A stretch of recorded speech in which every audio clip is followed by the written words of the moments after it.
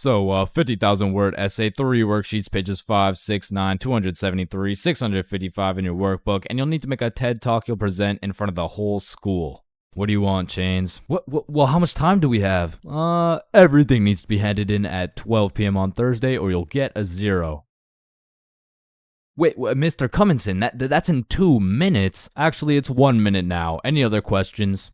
Yeah, can I go to the bathroom? Fuck no. Sit down, Jeremy. Oh, okay. Man, imagine being a high school teacher, bro. Like, as soon as you hit the ripe age of 5 years old, they throw your ass into school and you just don't make it out until you're like fucking 65. And when I was younger, I always used to wonder, like, why is Mr. Cummingson so angry all the time? But as I got older, I realized I would be pretty fucking pissed if I was in the exact same spot I was 40 goddamn years ago. Which brings me to the first type of high school teacher, Mr. Angerson. This is the type of motherfucker whose wife divorced him 7 years ago and he takes his heartbreak out on the students.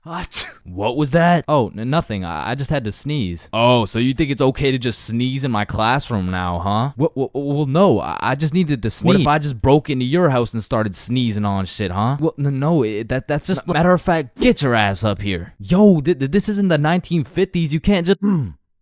Linda, come back, please. Now, I don't know how Mr. Angerson continues to keep his job, but it feels like this dude's mission is to ruin the day of every student that walks into his class. Like, he'll be putting in extra effort into his tests to make them as confusing as possible. The type of motherfucker to make a multiple choice test with the first 4 letters all as A. Bro will have me changing the correct answers into the ABCD strategy. Next up, we got Mrs. Talkinson. Some teachers really just don't give a fuck about teaching, bro. I mean, Miss Talkinson over here, she really just wants someone to talk to for real. And that's when Franklin D. Roosevelt became president.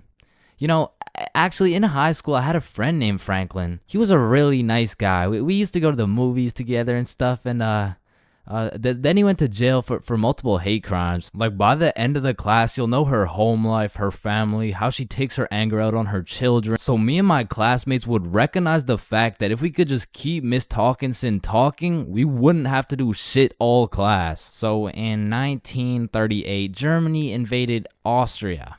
Yes, Chains. Miss Talkinson, have you ever been to Germany? Oh my goodness, you would not believe what we did in Germany. And for my personal favorite teacher, we got Miss Cakinson. You know, the teacher that is caked up for absolutely no reason. Like, she's got that dump truck for what? I mean, I'll be failing all my classes, rocking with a 1.5 GPA. But I walk into her class, fuck, all of a sudden I turn into a... Miss Cakinson, actually, you forgot the homework for today. Oh my god. Shut up. Oh, I thank you, Chains. I almost forgot. You're welcome, Miss Cakinson. All my homework is done, all my tests are aced, and at any given chance...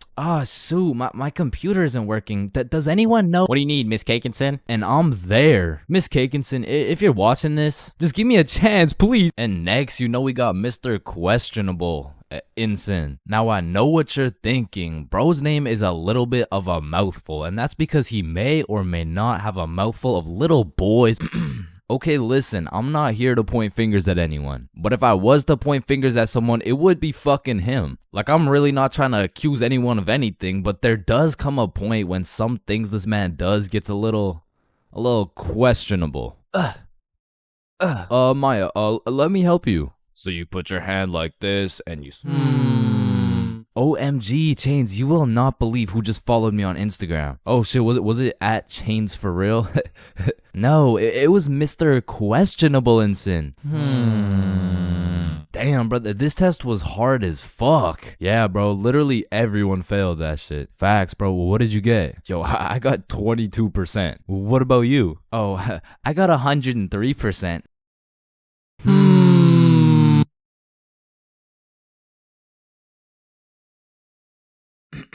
Alright, class, today we're going outside for a run. But it's literally 0 degrees. Oh, Chains, don't be a bitch. It's not even that cold. See? I told you guys it's not even that cold. Yeah, for you. Cause you're out here dressed like the Michelin Man. High school PE is something different. And every PE class has 5 different types of people. Like the group of kids who just stand in the corner and occasionally get sniped in the head with a dodgeball. Or the kids who participate and make sure everyone is included. Or the legend who's chilling on Instagram. Yeah, he follows at ChainsFR. There's also the dude who just never shows up. And of course, we got the sweats. These motherfuckers treat PE like they're in the military. These motherfuckers treat PE like they're training for the Olympics. These motherfuckers treat PE like they're gonna get scouted to the league. Which is honestly just funny as hell because, let's be honest, 85.7% of the class doesn't even want to be there. So you'll have some innocent soul zoning out during a basketball game, and all of a sudden they'll be getting posterized like they're playing against Ja Morant. Yeah, bitch! I mean, these kids will come out of PE drenched in sweat, breathing heavy, and with a smile on their face, knowing they dropped 104 points on some kids who have never touched a basketball in their life. And listen, don't hate me, but I do understand the appeal of sweating your balls off in PE, because I too once participated in the sweaty activities. Ow. I know, but there's just something so exhilarating about hearing the snapping of an unsuspecting freshman's ankles. But as I matured, I realized there was only one thing better than shitting on random students, and that was shitting on sweats. I became the anti-sweat. I would act like an innocent soul waiting to get posterized, but when the sweat would come in trying to end my career with a windmill dunk, I stuffed that boy like a Thanksgiving turkey. Pause. And don't get me started on the fitness gram pacer. Whoever created this legal form of torture will catch these hands. Oh, Chains, no, I heard he sadly passed away a little while ago. You could be having a good day and you'd pull up to PE like, hey bro, you know what we're doing today? I'm not sure, but I think we're playing soccer. No, it can't be. Alright class, today we will be doing the beep test. Fuck.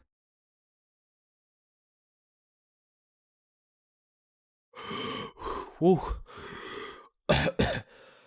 Damn, what was I at?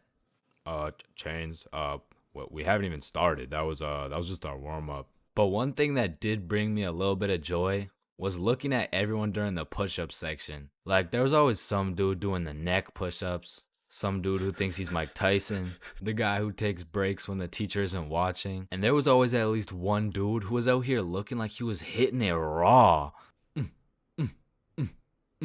James, I don't think that's how you do it. Oh, yeah, you're right. Yeah, bitch. Listen, bro, in this world, there's levels to clout. You could get yourself some Instagram followers. You could stack up a few bands. You could even be famous, but there's only one spot in life that is superior to the rest. A spot so glorious and sought after that they are idolized like no other. It's me. I've got the infinite money glitch. Come on, Jimmy. You know it's me. I need a max win. Man, shut the fuck up, Drizzy. I'm literally Kanye West. Nah, but I'm the top G. All right, little bro, let's go band for band then. It's me. But I'm the fastest kid in my school. Bro, I don't know who decided speed would be the deciding factor for who's the king of the school, but all I'ma say is that motherfucker's the GOAT, bro, because I was the fastest kid in my school. I was clapping everyone in races, I was breaking track records, and I had all the 9-year-old baddies, man. I wish I could still pull like that. Alright, it's just a miscommunication, you know, like when I say 9-year-old baddies, I didn't mean Explain it to the judge, buddy. Sick fuck. And because I peaked in elementary school, come with me and we'll take a look back at some of the first years of our lives and maybe some of the best, am I right? Kindergarten. Coming into kindergarten, kids were either excited or terrified as fuck for their first day. I mean, I would be pretty fucking pissed too if I knew this was the beginning of me being locked up every day for 13 years. But kindergarten was funny as hell because these kids had no clue what was right and wrong, so they'd be saying the most outrageous shit for no reason at all, bro. Hey, buddy with the hat, can you pass me the skin color crayon? I mean, at this age, kids were just walking NPCs, and I can't even blame them. I mean, they haven't developed consciousness yet, bro. Like, at this age, recess consisted of catching bugs, playing on the monkey bars, and fucking eating sand. And I've talked about the high school bathrooms and all the wild shit that happens in there, but to be honest, the elementary school bathrooms blow that shit out the water, bro. Because these kids aren't hitting vape tricks, no, they're hitting toilet trick shots, trying to set some world record for the farthest piss taken from the toilet. And let's just say even Stephen Curry couldn't splash that 3-pointer. So essentially, motherfuckers was just pissing on the ground. Like, you need to walk into that bathroom 110% alert, or else the next thing you know, you're getting that R. Kelly treatment, bro. And I remember my kindergarten had those green, yellow, and red cards to show how good you were that day, but there was always that one kid with the permanent red. I'm talking the teacher didn't even bother to change his shit the next day, because everyone knows as soon as he walks into class, he's doing some fuck shit. For me, it was this kid we'll call Dennis, because he was a menace, bro. He was always loud, always throwing shit, but besides being a menace, he was also a truth speaker, a fact spitter, for better or for worse, because this little guy had no filter. Okay, Leah, you're up first for our show and tell. Okay, I brought my favorite painting of mine. This right here, this one's me, and this is my dog, Peanut Butter. That shit is ass. Dennis, what did we say about saying the truth out loud? I mean, not the truth. I'm talking about, like, he was the only dude I knew who could talk over the quiet coyote. I mean, to this day, if I see one of those things, I just can't I just can't talk over it. I mean, maybe he's gonna eat me. I don't fucking know. But there was one thing that could shut Dennis up, and one thing only. Boy-girl seating arrangements. Dennis always had so much to say until you put him beside Isabel and Leah, and all of a sudden it's like, hey, what are you drawing? Nothing. Aw, is that your dog? Maybe. Shit, he's just like me for real. Like, to this day, you know?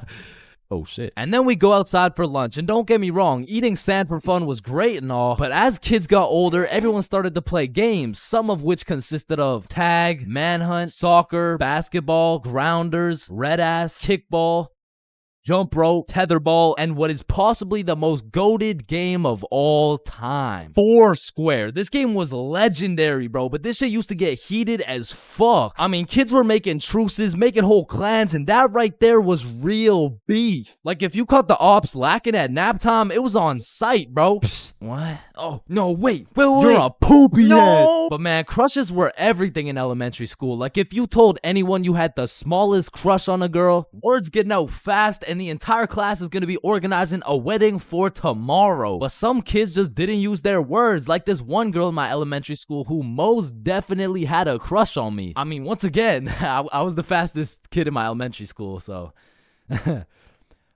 As I was saying, this girl had a crush on me, but she didn't like using her words, so essentially, she just she just beat my ass. I mean, what better way to tell someone you like them? And she must have really liked me, bro, because you could see it when I came home. Like, oh my god, Chains, what happened? Oh, well, I think this girl at school likes me. Oh, yeah, that's great. But why do you have so many bruises? Well, Mom, I think she really likes me. No, I think you need to go to the hospital. Yeah, probably, yeah. And there was also that one kid who went around teaching people swear words just cause he could. And of course, when I learn some shiny new words, I'm gonna use them. I mean, I still fucking do. But I remember just talking with my friends, dropping the F-bomb, feeling cool as hell. And then one time I see this girl hauling ass over to the teacher and whispering in her ear. And I already knew what was going down because this girl was the biggest snitch known to man. Like, unprovoked. It was like a hobby or some shit to her. And her name was Erin. Like, her real name was Erin, spelled E-R-I-N. Yeah, how's it feel to get snitched on, buddy? But getting in trouble in elementary school was tough because they would act like you were committing war crimes for the smallest things. Like, when I got snitched on for swearing, I was in grade 4. I was a big boy, you know what I'm saying? But my teacher was pissed, bro. Chains, you can never say that word. It's horrendous. What does horrendous mean? It's not good, okay? Ah, shit, my bad. Chains! Oh, sorry, it's just stuck in my fucking brain. Chains, cut it out right now or you get detention. Okay, I'm sorry. I'm sorry, motherfucker. What? And I'm not gonna lie, the most cursed part of elementary school was the talent shows, bro. Because the teachers expect you to be all quiet and serious and shit, but it was literally a real life try not to laugh. Like, how am I supposed to be serious when Jimmy's up there shitting out Minecraft parodies like it's comedy gold? I mean, at my school, it was less of a talent show and more of a come on stage in front of the entire school and do whatever the fuck you want for 10 minutes type of show. And man, that shit was brutal. It was like watching paint dry. But if the paint was 7 years old and standing on a stage in front of the entire school, nervous as hell, shitting his pants. Cause elementary school had some weird kids, bro. Like those kids who used to put glue on their hands to let it dry so they could peel it off. Or the kid who would just straight up eat the glue. Or the weird kid who would secretly take a bite out of every single foam football. Like, how are you that hungry? The kid who only wore shorts through rain and snow. The kid who was mad at everyone for no reason. The kid who wouldn't stop yapping. The kid who always had to flex how strong their dad is. My dad is so much stronger than yours. He can beat up your dad with his pinky finger. He can bench press 625 pounds. Wait, what even is that? You don't know what a bench press is? No. What the fuck is a dad? The kid who thought he was Albert Einstein. The snitch named Aaron lives at 354 Stickman Way. The fake snitch. Bro, you won't believe what I just did. What'd you do? I just put my juice box in the recycling. Get this? With the straw inside. I'm telling the teacher. Bro, chill. Teacher. Jackson. Yeah, can I go to the bathroom? The teacher's pet named Aaron, ERIN, postal code 3310. And of course, the fastest kid in the school. You know what I'm saying? That was me. I was him. I was the fastest kid in my... I'm not gonna lie. I think everybody wants to be cool. Like, being cool is just like it's just cool, bro. Like, there's nothing like it. And I know some of y'all are thinking, Chains, with all due respect, bro, how do you know what it's like to be cool? And my answer to that is just look at me, bro. I fucking don't, okay? But I do know someone who is cool. He's a certified cool guy, and his name is Bob. Now, what makes Bob so cool? Is it the sunglasses? Is it the sexy ass face? No. Tell him the answer, Bob. He doesn't talk. The answer is Bob doesn't talk. And a crucial role in being cool is the element of mystery. Now, it's interesting because if we take a look at Jake over here, Jake doesn't talk either, and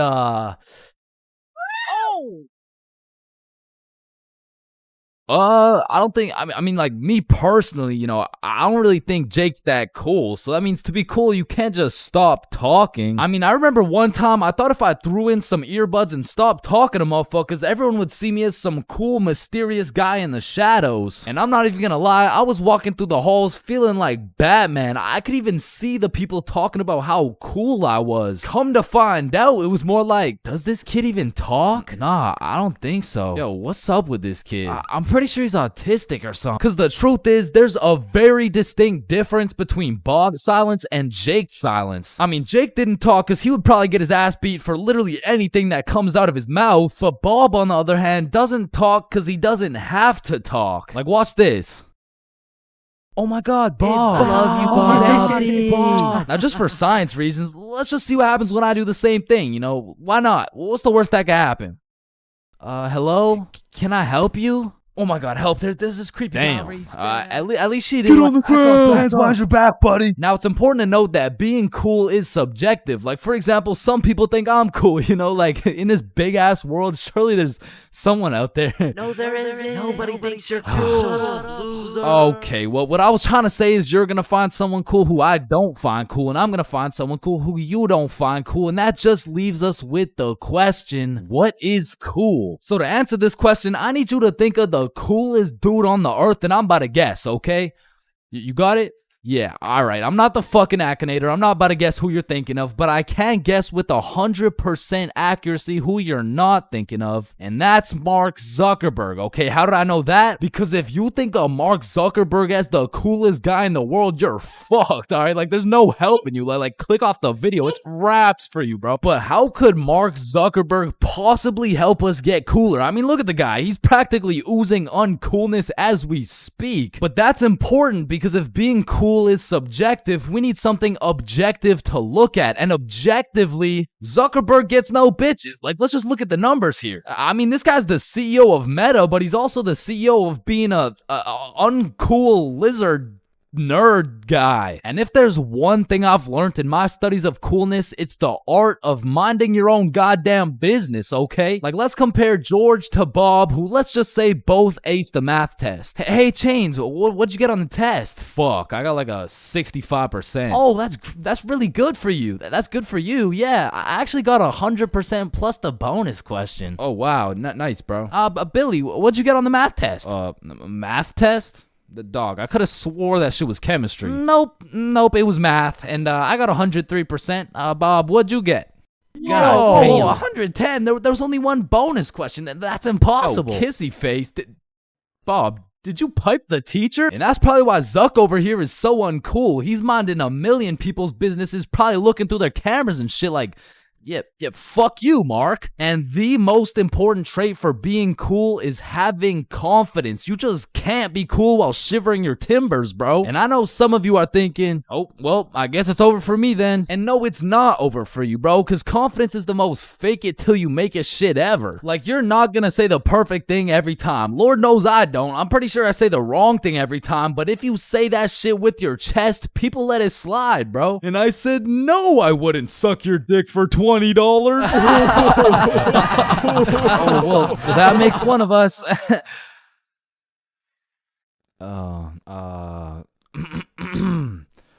Well, that makes one of us. I love this guy. Now, that's the type of confidence that's gonna take you from a level 1 crook to a level 100 mafia boss. And with that power comes responsibility. Some dudes will become a level 100 mafia boss and start picking on other people because it makes them feel powerful. But a cool guy doesn't yearn for power. He yearns for... fuck, what do you yearn for, bruh?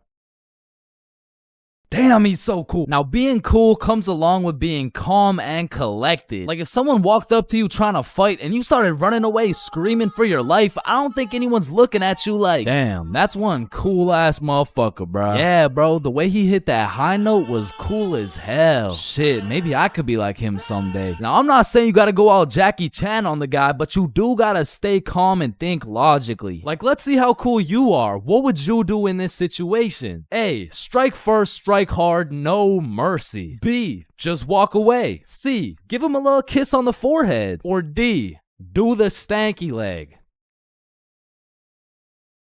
And the correct answer is any of the above, bro, because it's not about what you do, it's about how cool you do it. Except maybe the stanky leg one. I don't think anybody can look cool doing the stanky leg. But doing any of the other options, you could look cool as hell. Like, A, strike first, strike hard. Boom, one punch knockout. That's cold. But if you throw first, miss, eat shit, not cool. B, walking away. You're cool as hell. Unfazed. Unless you get jumped from behind and get your ass beat. Not cool. C, give him a little kiss on the forehead. Assert your dominance. You pretty much just made him your son. But if you miss, well, now you're just kissing a dude, so, yeah. Now, even though being cool is all about how you do things, there's a few things that nobody can look cool doing, like riding a scooter, chasing a bus, taking pictures with an iPad, chasing paper in the wind, using VR, washing a cucumber, waving. You look nerdy as fuck, eating a cupcake, tripping, getting out of a restaurant booth, pickleball, and literally anything to do with Starbucks. Hi, can I get a caramel ribbon crunch frappuccino with 2 extra pumps of vanilla and the You're soy? not cool, bro. What? Now let's take it back to the element of mystery for a second, because this is the step that will either have people seeing you as a cool ass dude, or they'll just assume you're shy or possibly on the spectrum, bro. Listen, you gotta talk, bro, or else people have nothing to go off of and they'll start filling in the blanks themselves. Whoa, wait, so I gotta talk to be cool? Yo, Chains, what do I say? Whatever the fuck you want, bro. Oh, wait, really? Yeah, bro, the truth is the key to being cool is being yourself. And I know that shit sounds corny, and it is, but do you think the coolest dudes on earth give a single fuck about what you think? Hell nah. They're way too busy being cool, bruh. You gotta be like a peach, man. Some people hate peaches, some people love peaches, but at the end of the day, the peach is gonna be a peach. So here, take these sunglasses, and if you haven't heard it today, you're a cool ass dude, bro.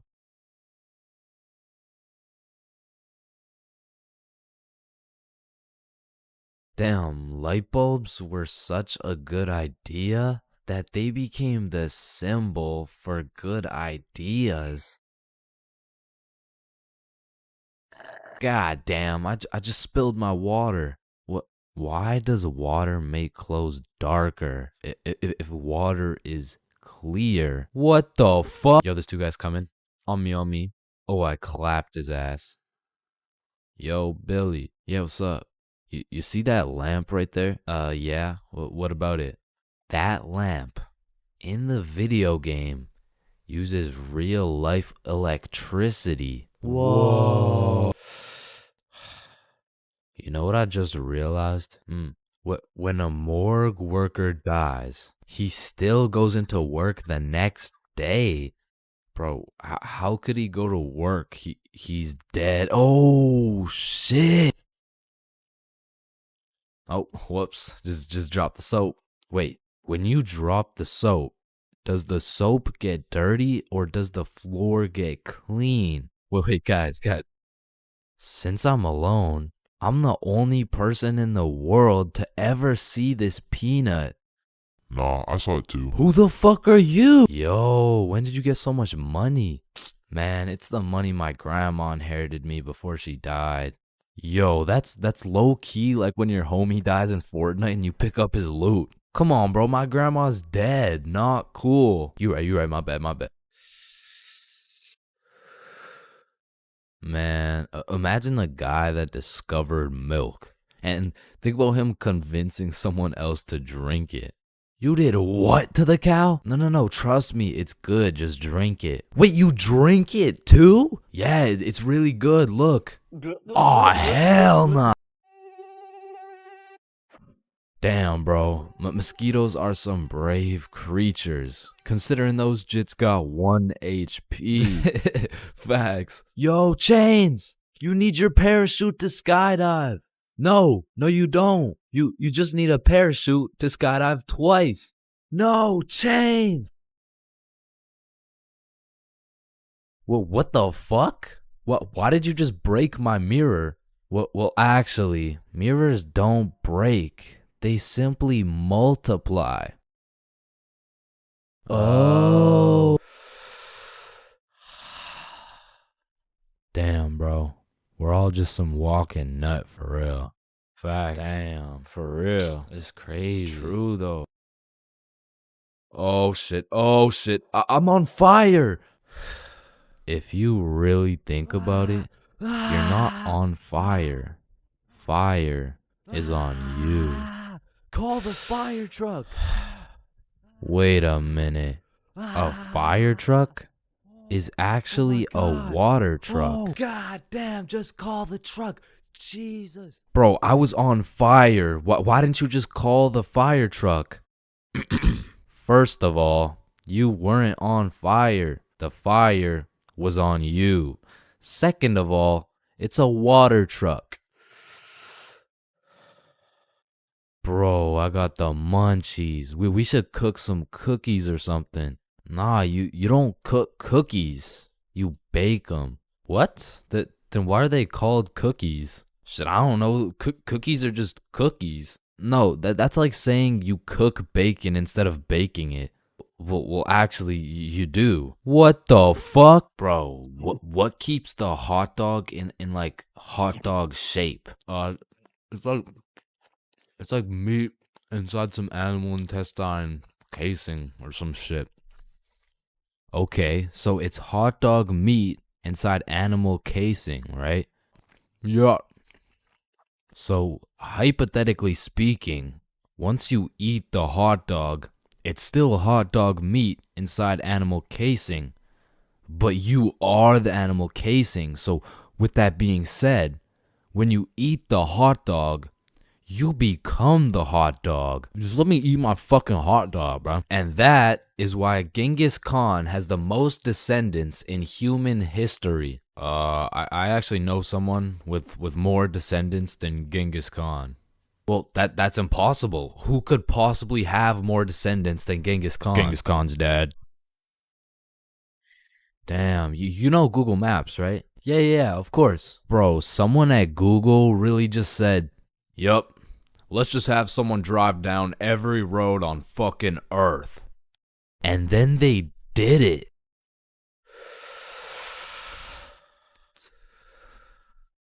You know how concrete and glass are both made out of sand? Yeah, what about it? So if concrete and glass are both made out of sand, does that make skyscrapers just really big sand castles? Yo! How tall is the tallest person in the world? I don't know. Let me check. God damn, he's 8'1". Holy, you know what I'm thinking? Yeah, imagine getting railed by this absolute. No, I was thinking at one point the tallest person has experienced the height of everyone else in the entire world. Holy shit. Paper has 6 sides. Shh. Like we're really just some talking nut for real. Facts. No cap. Damn. Just some breathing semen for real. That's crazy. For real. Facts. So true. Damn. True. For real. Hey little man, what do you want to be when you're older? I want to be a doctor and cure aging and all the diseases. Well, if one day we cure all the aging and all the diseases, then we will all die painful and horrible deaths. I still don't understand why it's a chair. It just doesn't make any sense. Yo, you know what I just realized? What? The size of your hands is the font size you use in sign language. Oh shit. That motherfucker Shaq must be talking in all caps. Sir, I am very sorry to inform you that you are bleeding internally. Wait, I'm bleeding internally? Yes, we will need an immediate operation, and we will have to. Oh no, it's all good. Internally, that's where the blood's supposed to be. No, sir. Where are you going? This is an urgent matter. Get back here. You're in critical condition right now. Yo, can you pass the Apple charger really quick? Yeah, for sure. Yo, what if Apple chargers were called apple juice? Whoa. Damn. Yo. Apple juice? Bro. You know what I just realized? You can drink a drink, but you can't food a food. Nah, that one was ass. Yeah, you right. Like, I mean, we're literally just semen that can talk. So true. Facts. That's so crazy. For real. Yo, when you put your socks on inside out, the entire universe is wearing your socks, except you. Fuck. Yo, look, it's a unicorn. Damn, it's got a really unique horn.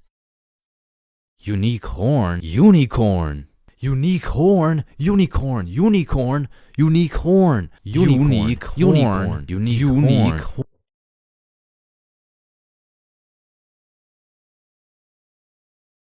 Oh, leaves are called leaves because they leave the tree.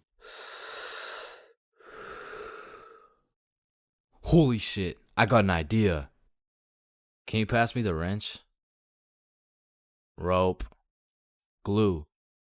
Piece of pizza, please. Tape. A little more tape. Damn.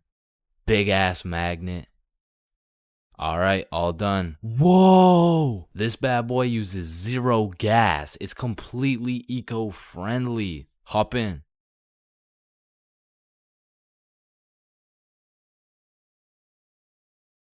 Oh shit, there's a penny. Bro, there's no point in picking up a penny. It's literally worth 1 cent. How much do you make working at Wendy's? 15 an hour? Oh, okay. So you see there are 3,600 seconds in an hour. And because you make $15 an hour, that is exactly 0.416 pennies per second. So with this being said, the second it takes to pick up this penny off the ground is a net positive outcome. Oh, okay.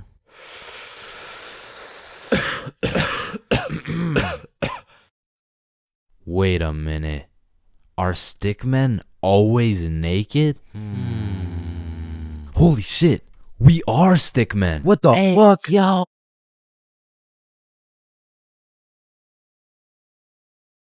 Yo, when you think about it, every light switch is also a dark switch. Light switch, dark switch. Light switch, dark switch.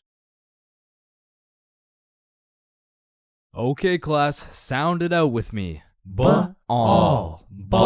When you really think about it, we learn to read, and then we read to learn. Teacher, yeah, I think change is high. What the fuck? This is kindergarten.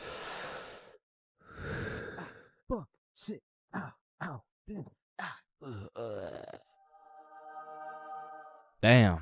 Any staircase can be a staircase to heaven if you're not careful enough. Baby, I've spent the best 4 years of my life with you, and I can't imagine my life without you. You're a 1 in a million, so will you marry me? So 1 in a million, huh? That means there's 8,017 people just like you. How does that make you feel? Yo, if you cut your leg off, would it hurt? Of course it's gonna hurt, bro. Nah, think about it. Where would it hurt? Your leg. Oh, cause you cut your leg off. Yo, what happens if you push down the gas and the brakes at the same time? Shit, let's find out. Oh shit, it takes a screenshot. Damn, my eyes are dry as shit. Just close them for a minute. Damn, bro. You never actually close your eyes. You just look at the inside of your eyelids. Damn. Yo. Can anyone answer 547 to the power of 3? Yes, Chains. Yo, did you know every single odd number has an E in it? Damn. Chains, are you high again? No. Wait a minute, bruh. Since you were born deaf, what language do you think in? Oh shit, you right. Damn, I just realized squirrels' cheeks are also their nut sacks. You know what I'm saying? That's kind of like your mom. What? The way she had these nuts all up in her mouth. Bro, if everyone in the world all blinked at the same time, nobody would know. Oh shit, that's facts. Oh, I just blinked. Did you? Nah. Oh, I just blinked. Did you? Nah. Wait, what about just now? Yo, which of these buildings do you think has the most stories? Oh, it's gotta be that one, bro. That's massive. Nah, this one's even taller. Oh, it's this one for sure. No, it's this one. No, that shit's library? Tiny. Think about it. Oh, the story. How are you supposed to get clothes? What are you talking about, bruh? Okay, imagine you had no clothes, right? How are you supposed to get some clothes? You go to the store and purchase that shit. Bro, they're not about to let you buy some clothes while your meat's hanging out. Nah, you just cop some clothes real fast. It's simple. Bruh, a young kid walks by and it's raps. So you guys both have the power to read minds? Yep, yes, that's sir. Right. Then if you both read each other's minds, whose mind are you reading? Oh, I don't know. We could try. All right, yeah, sure. Nah, that was not me. That was you for sure, dude. Damn, bro. When you think about it, the hospital is the only building you leave without entering. Damn. And people are having the worst day of their life, the best day of their life, the last day of their life, and the first day of their life, all in one building. Damn. Bro, I'm kind of scared down here. What? Why? But because I'm scared a shark's finna eat my ass. Well, when you think about it, there's more people eating sharks in the world than sharks eating people. Damn. That's actually really crazy to think about. Fuck, yo, every single day, there's some random motherfucker out there who took the biggest shit for that day. Yeah, he's in this room. Bro, it's literally just you and me in the room. Yo, this Taco Bell is busting. So he incorrectly assumed his position. You spelled that incorrectly. But spelled what incorrectly? Incorrectly. Yeah, but what's incorrect? Incorrectly. Wait, what? Wait, guys. When you really think about it, the only time incorrectly isn't spelled incorrectly. is when it's spelled incorrectly. Shut the hell up. was Yeah, shut ass. the fuck up. You know, the number of people older than you never increases. It only gets smaller and smaller. Damn. What? It just got smaller. Yo, pizza's here. Shit, I got the munchies. I'm about to fuck this shit up. Wait, I ordered a mushroom pizza. Why'd they give us cheese? Hey, any pizza can be a mushroom pizza if you're patient enough. Damn, I guess you're right.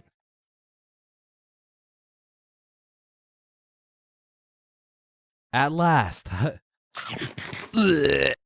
Damn, you know what I just realized? What? A pregnant woman swimming is pretty much a submarine. Are you just always this high, bruh? Yo, did you boys know your last name comes from what your ancestor used to do back in the day? Oh shit, mine's Baker. Yo, mine's Carpenter. Oh, mine's Smith for blacksmith.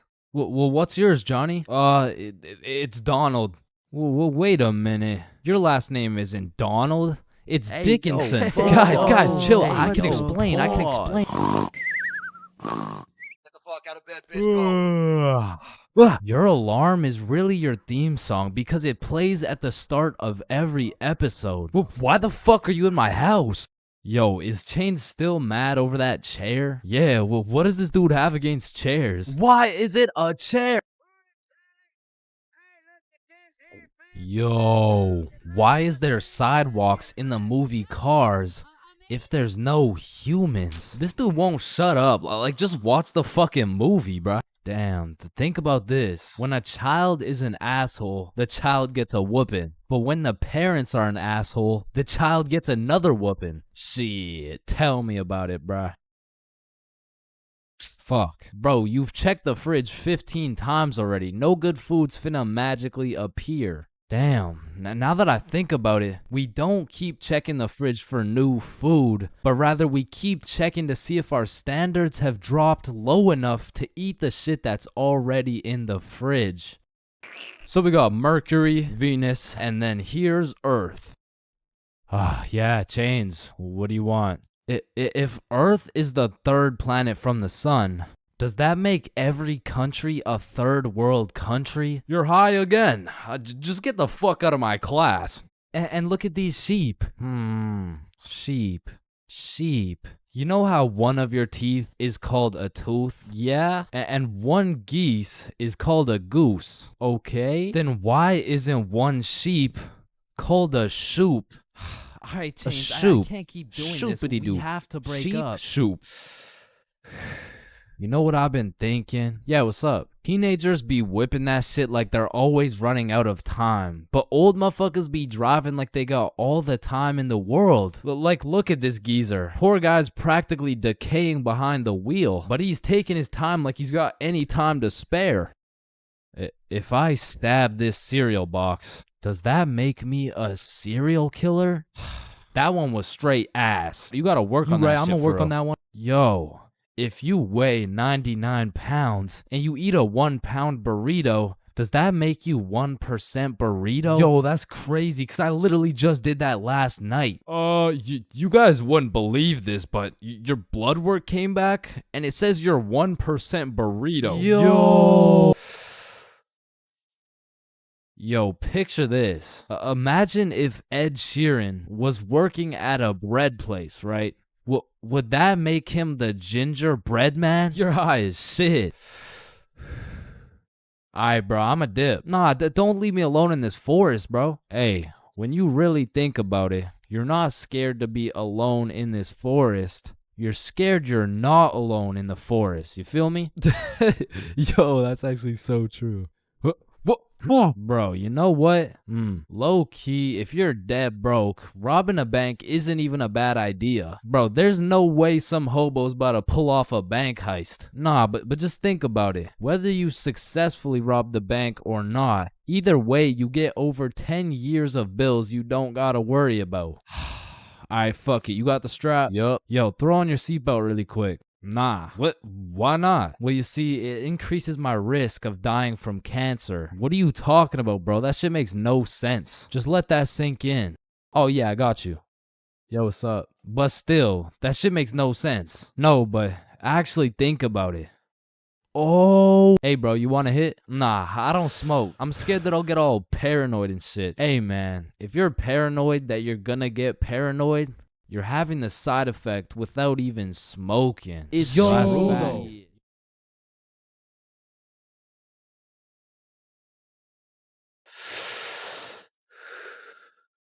Yo, you can live the rest of your life without breathing. What? No, you need to breathe. Hey, watch and learn, my friend. Oh, shit. Would you look at that? Okay, class, today we're gonna be studying atoms. Yes, Chains. If we're made out of atoms, and we're studying atoms, does that mean atoms are studying themselves? Chains, are you high? No. No. Damn. You know how everyone says, "Oh, I took a shit." No, you never take a shit. You leave it. Yo, guys, I just took the meanest shit I've ever seen. Hell nah. Bro, isn't it crazy that you can imagine what it would feel like to lick any object you look at? Bro, why are you looking at my balls like that? Oh, Give me them hell balls. nah. You know what I just realized? Yeah, what? Walking around with one crowbar is much more suspicious than walking around with 3 crowbars. Bro, is that your car? Oh, shit. Yo, this burger is busting in my mouth right now, bro. I know, this shit is scrumptious. The ham, it's just exquisite. But wait, ham? There's no ham in the burger. It's a hamburger, dumbass. Of course there's ham in the burger. No, the patty, it's made out of beef. Bruh, that's like saying a hot dog isn't made out of a dog, for Pete's sake. Damn, you're high as shit. Okay, when I say sun, do you think of day or night? Obviously the day, that's when the sun's out. Okay, makes sense. But what if I were to tell you that you see more suns in the sky at night than you do in the day? Whoa. You are hereby sentenced to 35 years in jail for repeatedly kicking a pregnant woman. Objection, Your Honor. When you really think about it, everyone in this room has repeatedly kicked a pregnant woman before. Even you, Your Honor. Fuck. Holy shit.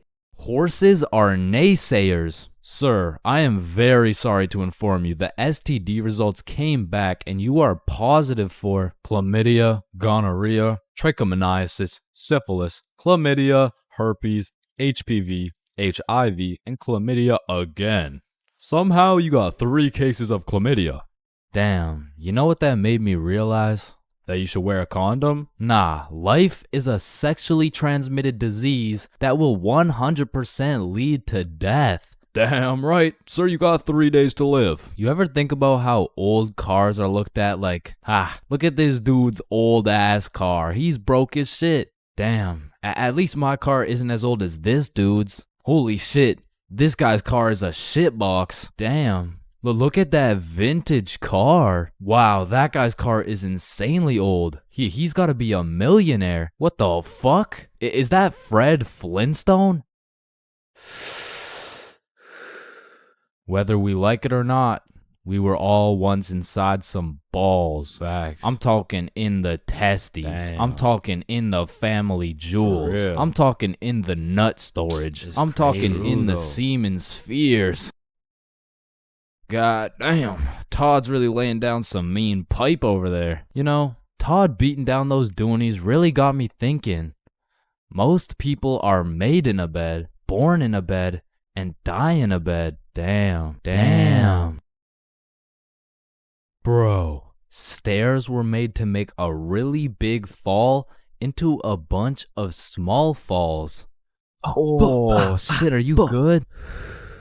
You know, someone probably still gotcha knows from years and years ago. Gotcha knows, give it back. It's me. What do you mean? It's me. I am the one who gotcha knows. Wait, are you serious? Yes. Dude, give it back. Or what? Give it back. No, it's my nose now. You gotta eat the frog. No. Just eat the frog. Nope, one bite. Not doing it. You just gotta try it. I'm not eating the frog. It tastes like chicken. Yo, mama tastes like chicken. Come on, it's tradition. You have to eat the frog. Damn, traditions are really just dead people peer pressuring us. Eat the frog, pussy.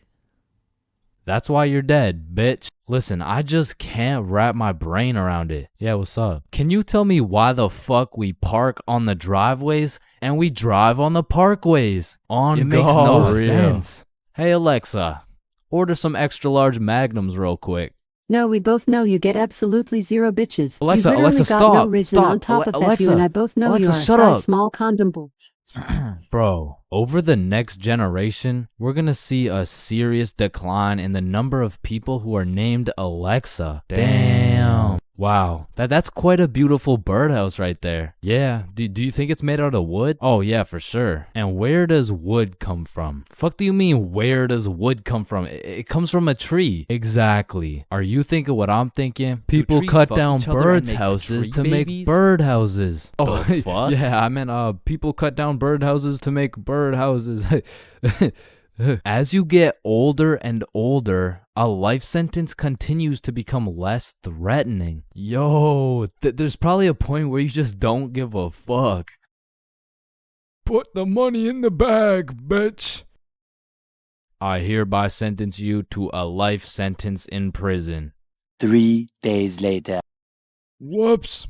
Oh. Okay.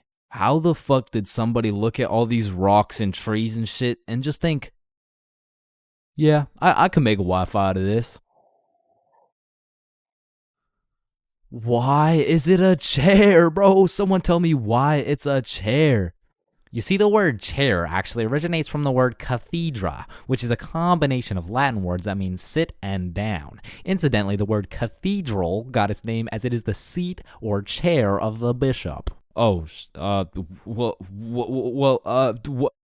damn, this sandwich is about to go crazy, bro. Wait, that sandwich would hit way harder if we smoked before you eat it. Oh, okay, yeah, you right. A few moments later. Damn. What? Damn. My sandwich went bad. Nah, when you think about it, your sandwich didn't go bad. Something just started eating it before you did. Whoa, that's crazy to think about. Wait. Are you eating my sandwich right now? You gotta be faster than that, bro. I'm talking inside the cum factories. For real. I'm talking inside the sperm bank. For real. I'm talking inside these nuts. I'm talking in the Dwayne The Rock Johnsons. Damn. Nah, fuck you. Hey, fuck you then. That's why you eat meat. I don't eat meat. I'm vegan. Oh shit, same. But you're still a bitch. Okay, and I still laid pipe on your mom. Yo, what's going on here? He called me a bitch, and he said he had sexual intercourse with my mom. Yo, calm down. I thought you guys were both vegan. Yeah, we are. What about it? If you guys are both vegan, are you guys really beefing? Damn, that was unfunny as fuck. Should we just beat his ass? Yeah, we should. Shit, damn. I see here. Looks like your toothpaste hasn't been doing the job. Try this one. 9 out of 10 dentists recommend this toothpaste. Wait a minute.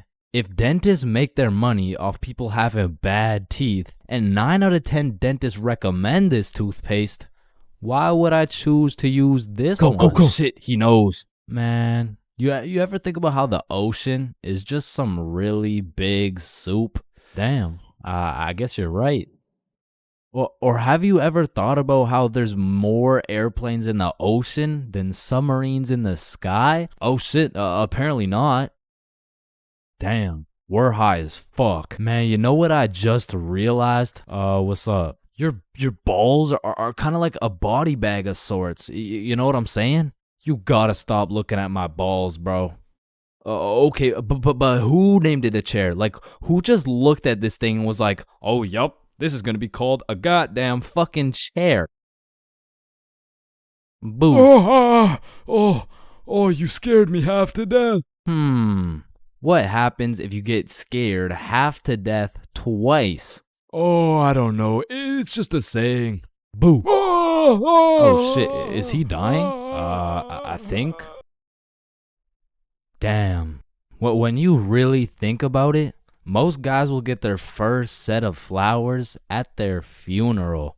That's some real shit. Wait, Chains, are you high at a funeral? No. Man, summer is just a beautiful season. The sun is shining, the trees are green, and you can stay out with your homies all night. And best of all, you get to sleep in till that shit gets absolutely fucked by the first day of school. And waking up to that first alarm of the school year will have you discombobulated as hell. Like, Chains, square doodle mat salami mouse. What? You heard me, square doodle mat salami mouse. Wait, huh? Really? Key torch claw bosomorph.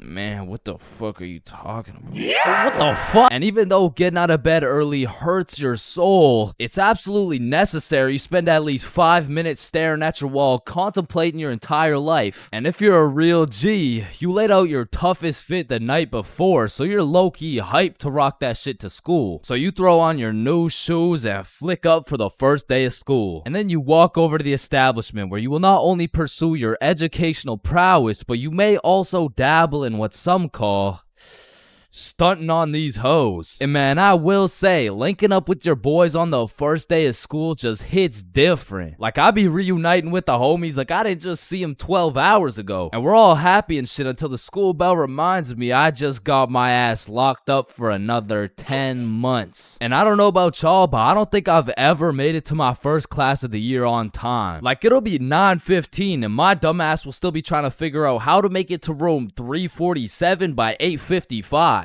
And walking into your first class of the year late has to be one of the most uncomfortable situations you can experience, bro. Because the teacher will be like, oh, and who are you? Oh, I'm Chains. Well, Chains, why are you late?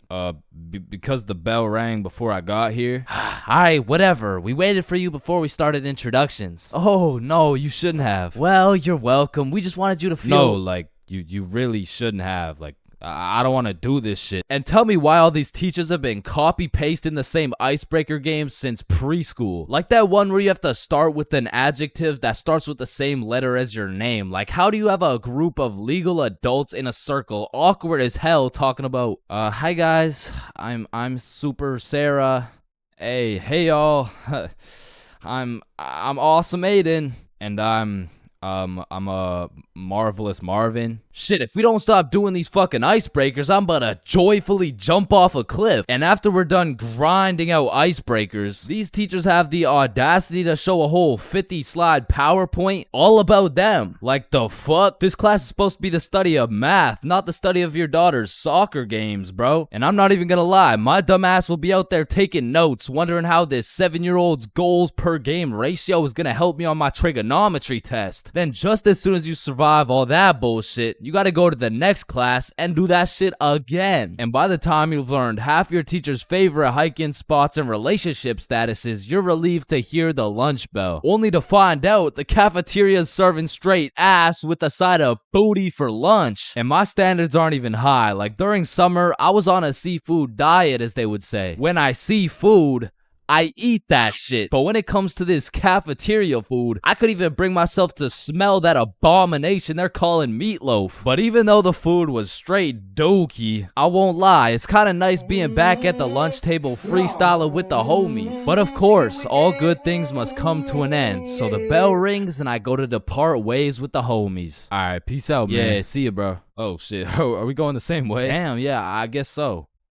Alright, peace out for real. Yeah, see you, bro. Shit. Alright, my class is right here. Bro. Me too. Oh, shit. Let's go. Alright, class. I'm gonna be taking some attendance. Correct me if I get your name wrong. Jason. Here. Billy. Yo. Megan. Present. Chains. Here. Charlie. That's me. Bob. No fucking way. Is there any Bobs in the room? Yo, do you hear that? Is that intro music? Does anyone here know a ball? Oh, shit. Man, nothing beats a class where you got all the boys sitting together. Like from the jump, you already know you're all about to fail the fuck out of that shit, but it's gonna be fun as hell. Alright, so, everyone introduce yourselves and tell us what you did over summer break. My name's Bartholomew. My name's Bartholomew, and I'm not gonna lie to you guys, I had a pretty rough summer. I mean, I crashed my car, my girlfriend broke up with me, someone robbed my house, my grandma got jumped the other day. No, bro, not the grandma. You three in the back. Disrespectful. And what's crazy about the first day of the school year is how these teachers will act all nice, talking about, it's so lovely to see all your beautiful faces, and it's also nice to see you, Aiden. Wait, what the fuck? We're gonna have an amazing, fun year, and guess what? There's no homework today. Knowing damn well they're about to make up for it with twice as much homework tomorrow. Like, they'll for real be handing out kindergarten-ass coloring sheets the first day, and then tomorrow you're getting your ass whooped by some calculus worksheets. And I didn't even talk about the motherfuckers you'll be seeing in the halls on the first day. Like, I don't know what these dudes be going through in those 2 months, but motherfuckers be going from Arthur Kennedy to AK real fast, bro. Oh shit, is that you, Arthur? Oh, gee, don't be dropping the government name like that. Government name? But that's just your first name. Hey, fam, it's AK. Aye, man. What you been up to, bro? Hey, fam, I'm trapping, trying to make it out of the mud, you know? The mud? You live in a gated community. Oh, shit, that's the ops right there, fam. Get down. The ops? That's just fucking Edward. Or the way these new freshmen be walking like they're scared a senior's gonna slap the books out of their hands and take their Fortnite V-Bucks gift card. Like, bro, you freshmen are worried about the wrong V-card. Like, I don't know why, but the day these kids go from sophomore to seniors, they instantly decide to pull an EDP. Like, bro, you're 18 and she's fresh out of middle school. That's a whole crime. But that's not the only crime motherfuckers be committing on the first day of school. Some dudes be pulling up to school with the most atrocious fits known to man. Like, there's no fucking way you laid out this ramen noodle chicken soup ass fit the night before, slept on it, then woke up and thought, oh yeah, the hoes are gonna love this one. Like, I'm not gonna lie, you could never catch me wearing the types of fit these motherfuckers be wearing, bro. Like, that shit should have never made it out the closet. Like, I don't condone bullying,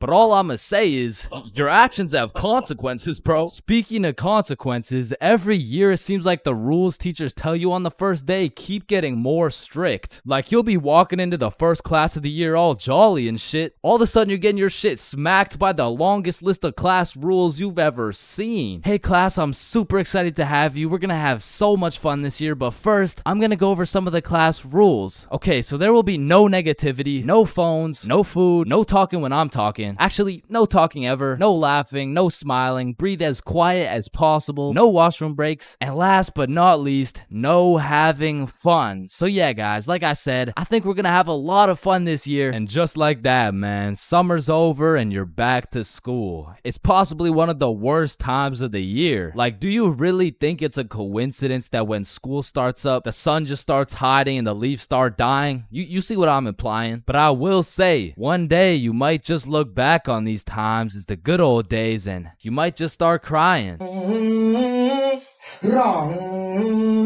She get wicked, yeah. Bro, in life, there's so many things you can cheat on. Like, you can cheat on your diet, you can cheat on your girlfriend, you can cheat on your barber, you can cheat on your girlfriend with your barber. Shit, you can even cheat on your taxes. So compared to everything else, cheating on a little math test is not that bad. Like, compared to your taxes, you know what I'm saying? Like, oh shit. Hey, we've all cheated on our barber, but you cannot cheat on this math test.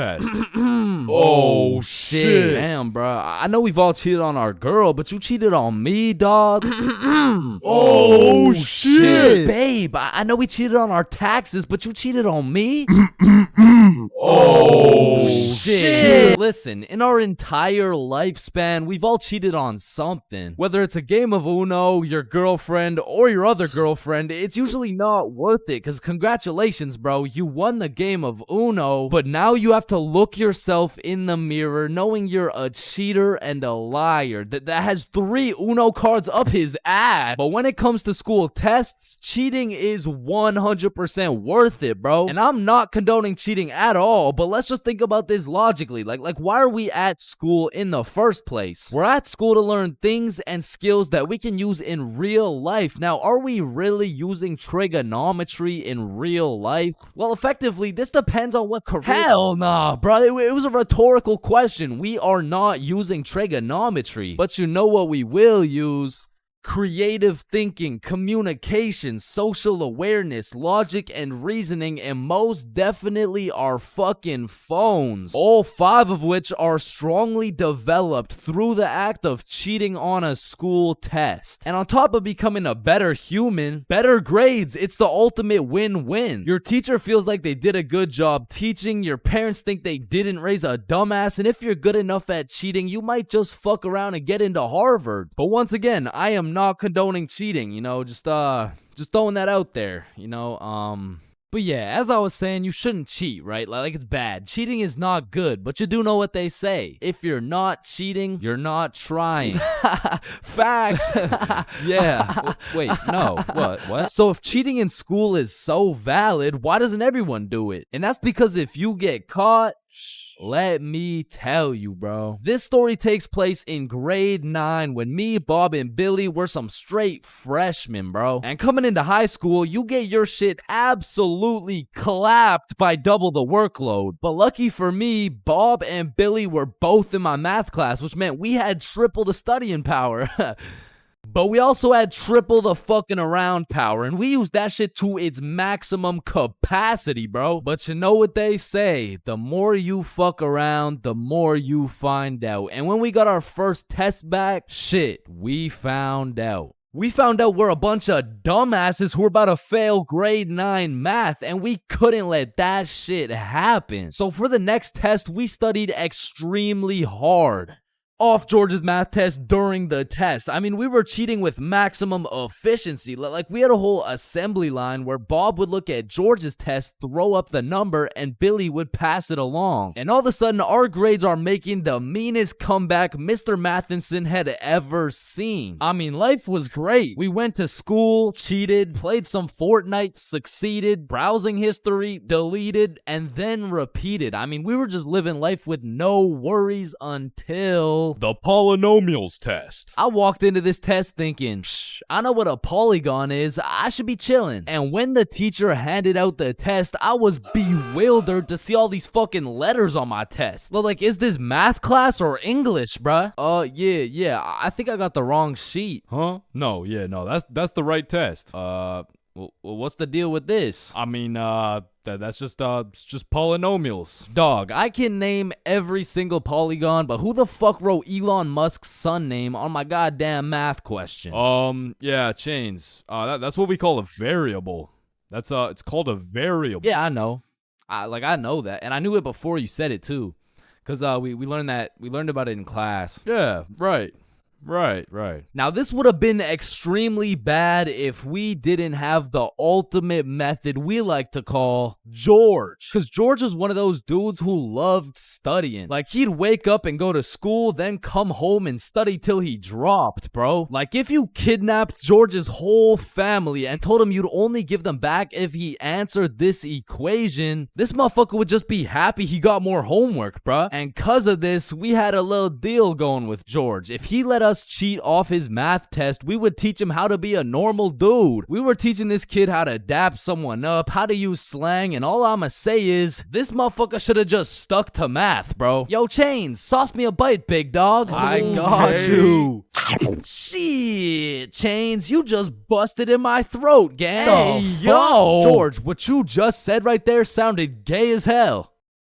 Type shit. No. So as I was saying, I'm looking at this math test with more letters than numbers, and it would have been raps for me if it wasn't for the George method. So I'm looking at Billy, Billy's looking at Bob, and Bob's looking at George's test, and we're absolutely flying through this polynomials test. And about halfway through, I look up to get the next answer, and I get jump scared by Mr. Matheson mean mugging my shit. And you can see it in his eyes. He knew exactly what was going down, and he took me, Billy, Billy and Bob's tests and took us to the hallway. What do you guys think you're doing? Polygamy. I'm pretty sure it's like Why did I see you three throwing up your fingers during our test? Well, you see, Mr. Matheson, we're gang affiliated. No, bro, what the fuck? All right, you three, cut this shit. I caught you cheating. All three of you are getting zeros on this test, and I don't want to see it happen again, or I'm contacting your parents. All right, it won't happen again. You're right. We're not in a gang, by the way. Yeah, I know, buddy. Well, shit. Yo, what happened to you, Jits? Are you chilling? Bro, Mr. Matheson caught us lacking real bad. Yeah, he gave us all zeros on the test. Holy shit, it sounds like Mr. Matheson just absolutely railed you guys. No cap. Now. And all three of us proceeded to absolutely shit the bed on all of our next tests. And it was at the point where our grades were on life support and our math final was coming up. So if we didn't get our shit together for this final, our parents were about to put us on life support with that leather belt. So we put our cheating ways in the past and locked in, bro. We were focused in class, and after we went to Bob's crib and kept studying there. And then it clicked. We all finally understood polynomials. And so the next day we walked into class confidently, knowing we were equipped with hours of studying. We lock in, sit down, and then the teacher gives us our test. And as soon as we lay our eyes on that very first question of the test, we were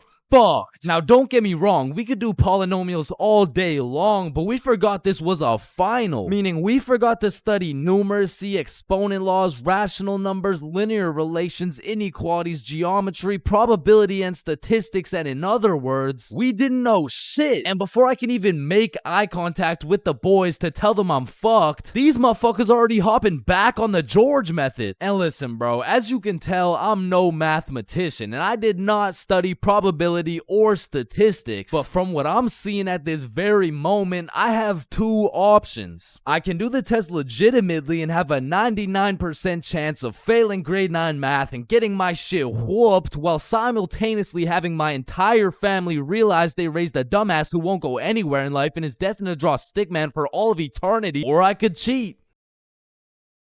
So we're out here hitting the George method, and I'm being extra careful because if we get caught lacking twice, it's complete and utter wraps for us, bro. So we're grinding out the method, then the teacher looks up, boom, we're locked in on our own tests. He puts his head down, back to the method. And there was a few times in there I thought we were cooked, but we just kept it pushing. But still, we were low-key running out of time, and I had a whole page to complete. And God bless this random ass dude's soul, because he raises his hand to ask a question, and as soon as the teacher turns his back on us, it's crunch time, bro. It's like double XP right now. Bob was out here throwing up these numbers so goddamn fast, I thought he turned Crip for a second. And then the bell went off, and we were all done, bro. We hand in our test, and then it was time to wait. A few classes go by, and then the teacher hands out our math finals alongside our report cards. And nervous as hell, we all check our report cards, and we all passed, bro. So we all go home happy as hell to show our parents our report cards and the fact that we passed. Chains, you got a 54 in math? Yup, Mom, I sure did. You raised one hell of a smarty pen. Oh, fuck. But at the end of the day, even if we all got our shit whooped, maybe the real treasure is the friends we made along the way.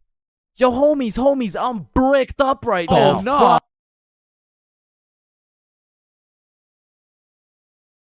Yo, Chains, I'll pay you $5 if you pull that fire alarm right there. Oh, Yo, run. Chains, do you know why I've called you into my office today?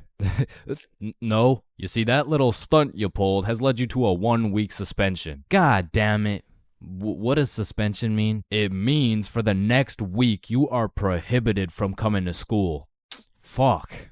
What does prohibited mean? Chains, you can't come to school for the next week. Hold up, so you're telling me because I pulled the fire alarm, I don't have to go to school for a week? Yes, it's a suspension. You are... Man, I got a love-hate relationship when it comes to getting suspended from school. Like on one hand, shit, you just don't have to go to school. But on the other hand... Suspended? Oh, I'm about to suspend that ass. Ah, fuck. Ow. Shit.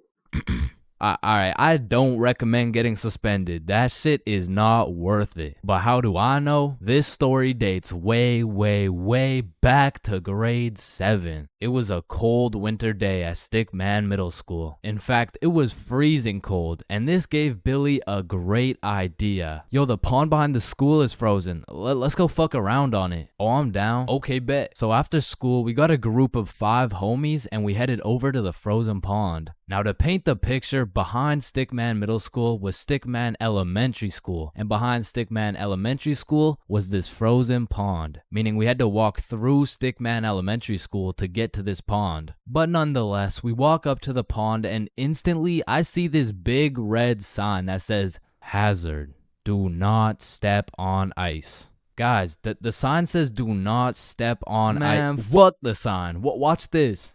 Oh shit, look, it's sturdy as fuck. Yo, fuck. And even though Billy's dumbass fell in, the ice was actually pretty sturdy. So you know, we're gliding around, eating shit, hitting the meanest ballerina spins you've ever seen, and eating shit. And we were having some good old harmless fun. In fact, our grade 7 selves were having the time of our lives on this frozen water. That is until... Oh, what do you guys think you're doing? We were just walking on the ice. Did you guys not see the sign? What sign? I could have swore I put a sign right here. Nope, no sign at all. There was no sign. I have no clue what you're talking about. Okay, but you guys have to get off the ice. Well, why? Nobody's getting hurt. Yeah, we're safe. Okay, it's your choice. You're gonna regret this. So we continued with our ice skating antics for approximately 10 more minutes. Until the same lady came back up to the pond, but this time she was equipped with a Sony Alpha A7 mirrorless digital camera with the extendo lens. In other words, she was quite literally about to catch us in 4K. But at least she doesn't know what school we go to. Hey, what school do you guys go to? Not Stickman Middle School. Absolutely not. No, definitely not. Fuck, she knows. We had to think quick. How are we gonna smoothly get out of this situation without getting in trouble? So we called a boys emergency meeting. We huddled up and discussed our best plans to get out of this situation. And after combining all of our genius grade 7 brains, we made the ultimate plan. If we started mooning the camera, it would then be illegal for her to take pictures of our middle school cheeks. I don't know how this became our best option, but regardless, we put the plan in motion. I mean, me personally, I got a little shy and kept my pants up, but some of the boys were out there going crazy, looking more caked up than Summer Rae. And after a little while, the lady must have decided it wasn't a great look to have a camera pointed at some 12-year-old cheeks, and she left, which means the plan had worked flawlessly. Now, the next day at school, I had completely forgot about it, to be honest. But strangely enough, while I was sitting in math class, I hear the little class phone start ringing. Hello? Oh, yes, he's here. Oh, okay. Yeah, I'll send him your way. Thank you. Chains, Mr. Principal wants to talk to you. And at this point, I should have picked up on why I was being called to the office, but I had complete faith in our foolproof plan of mooning this stranger that the thought of being in trouble didn't even cross my mind. That was until I walked into the office to see every single one of the boys sitting in Mr. Principal's office. But mama didn't raise a snitch, so we started capping our asses off. So, what did you guys do after school yesterday? Nothing. I played Fortnite. I was doing the homework. Don't play stupid with me. I got a call from Mrs. Principal over at Stickman Elementary. So tell me, what were you doing on the pond yesterday? I wasn't there. It wasn't us. I don't know what you're talking about. I don't even know what a pond is. I see. Well, I've got evidence. And as he shows us this undeniable evidence, you can see this dude Billy's cheeks in the corner of one of the pictures. So I slowly look over at Billy, and he looks over at me.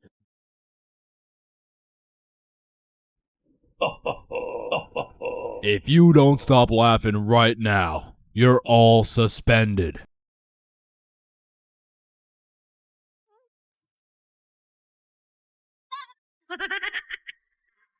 That's it.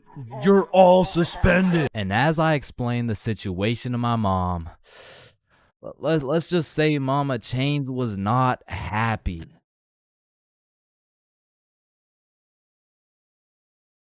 For most of my life, I've known how to swim. But by that, I mean, if my life depended on it, I could swim from one place to another. I don't even know if swim is the right word. Like, if you saw me casually enjoying a little swim at the pool, you'd be like, does he need help?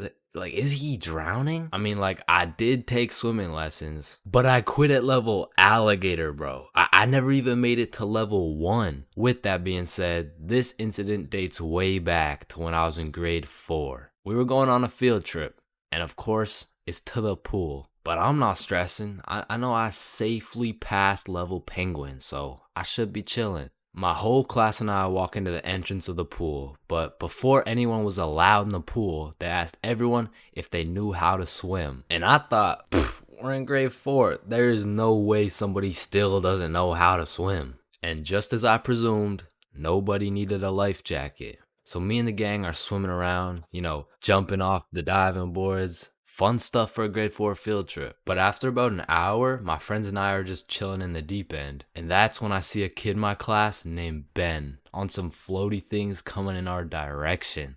A little backstory about Ben. For as long as I can remember, this dude has been on my nuts. So when I saw this dude coming in my direction, I assumed he just wanted to say hi or something. But as he made his way towards me, I could tell he was struggling. So I swim over to help him out. Oh, hey, Ben. How are you? This kid jumps off the floaty thing onto me. And this man has the meanest grip on me. Pause. Well, this shit had to be some sort of attempted murder, bro, because he had me in a chokehold and his legs were wrapped around my arms. But they did not prepare me for this shit in level alligator. So instantly I start sinking and hit the bottom of the pool.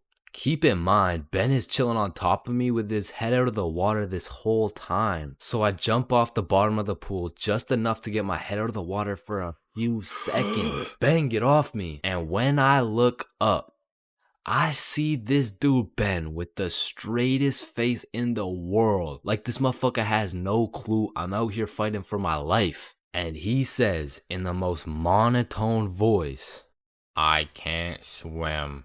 Ah, hell nah. I'm trying to fight him off me, but keep in mind my arms are tied up. So I gather all the strength out of my skinny ass grade 4 legs. And I jump just enough to get my head out of the water again. Lifeguard, help!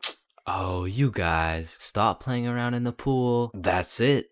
I'm fucked. I'm dead. And out of sheer anger, I decide, fuck it. If I'm dying, you're dying with me. I duck as far as I can under the water so both me and Ben can't breathe. But I'm running out of air. I start to get lightheaded. Man, that's crazy. This is really how I die, huh? And just as I had lost hope, my main man, Bob, comes in on some Superman shit, pulls Ben off me, and swims me over to the shallow end. I cough up some water, but eventually I catch my breath. So that's the story of how I almost died. And it's also the story of why I owe my life to Bob.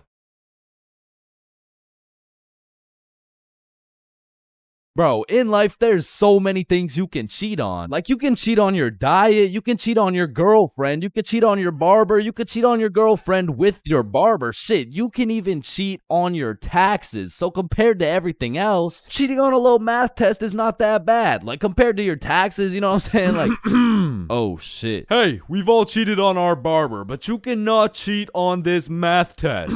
Oh shit. Damn, bro. I know we've all cheated on our girl, but you cheated on me, dog. Oh shit. Babe, I know we cheated on our taxes, but you cheated on me? Oh shit. Listen, in our entire lifespan, we've all cheated on something. Whether it's a game of Uno, your girlfriend, or your other girlfriend, it's usually not worth it, because congratulations, bro, you won the game of Uno, but now you have to look yourself in the mirror knowing you're a cheater and a liar that has 3 Uno cards up his ass. But when it comes to school tests, cheating is 100% worth it, bro. And I'm not condoning cheating at all, but let's just think about this logically. Like Like, why are we at school in the first place? We're at school to learn things and skills that we can use in real life. Now, are we really using trigonometry in real life? Well, effectively, this depends on what career. Hell nah, bro. It was a rhetorical question. We are not using trigonometry. But you know what we will use? Creative thinking, communication, social awareness, logic, and reasoning, and most definitely our fucking phones. All 5 of which are strongly developed through the act of cheating on a school test. And on top of becoming a better human, better grades, it's the ultimate win-win. Your teacher feels like they did a good job teaching, your parents think they didn't raise a dumbass, and if you're good enough at cheating, you might just fuck around and get into Harvard. But once again, I am not condoning cheating, just throwing that out there, But yeah, as I was saying, you shouldn't cheat, right? Like it's bad. Cheating is not good, but you do know what they say. If you're not cheating, you're not trying. Facts. Yeah. Wait, no.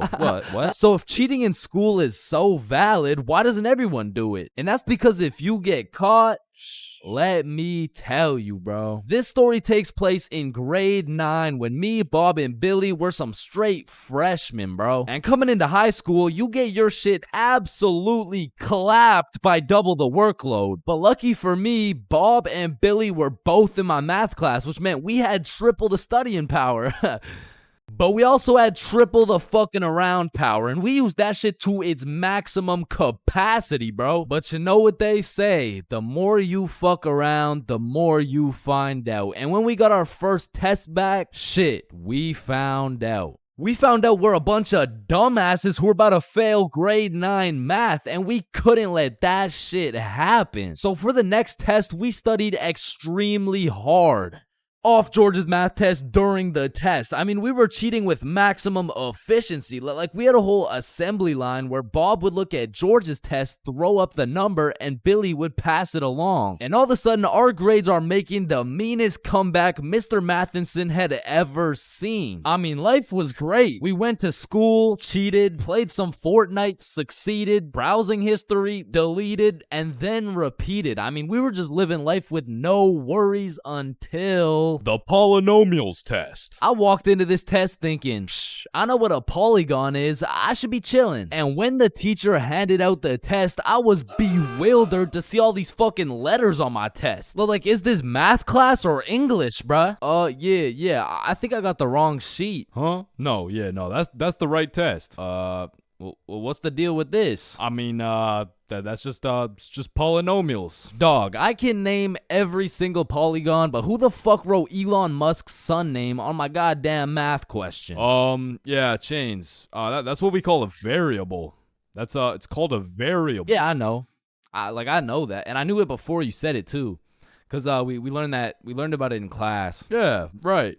Right. Now, this would have been extremely bad if we didn't have the ultimate method we like to call George. Because George was one of those dudes who loved studying. Like, he'd wake up and go to school, then come home and study till he dropped, bro. Like, if you kidnapped George's whole family and told him you'd only give them back if he answered this equation, this motherfucker would just be happy he got more homework, bro. And cause of this, we had a little deal going with George. If he let us cheat off his math test, we would teach him how to be a normal dude. We were teaching this kid how to dap someone up, how to use slang, and all I'ma say is, this motherfucker should have just stuck to math, bro. Yo, Chains, sauce me a bite, big dog. I got you.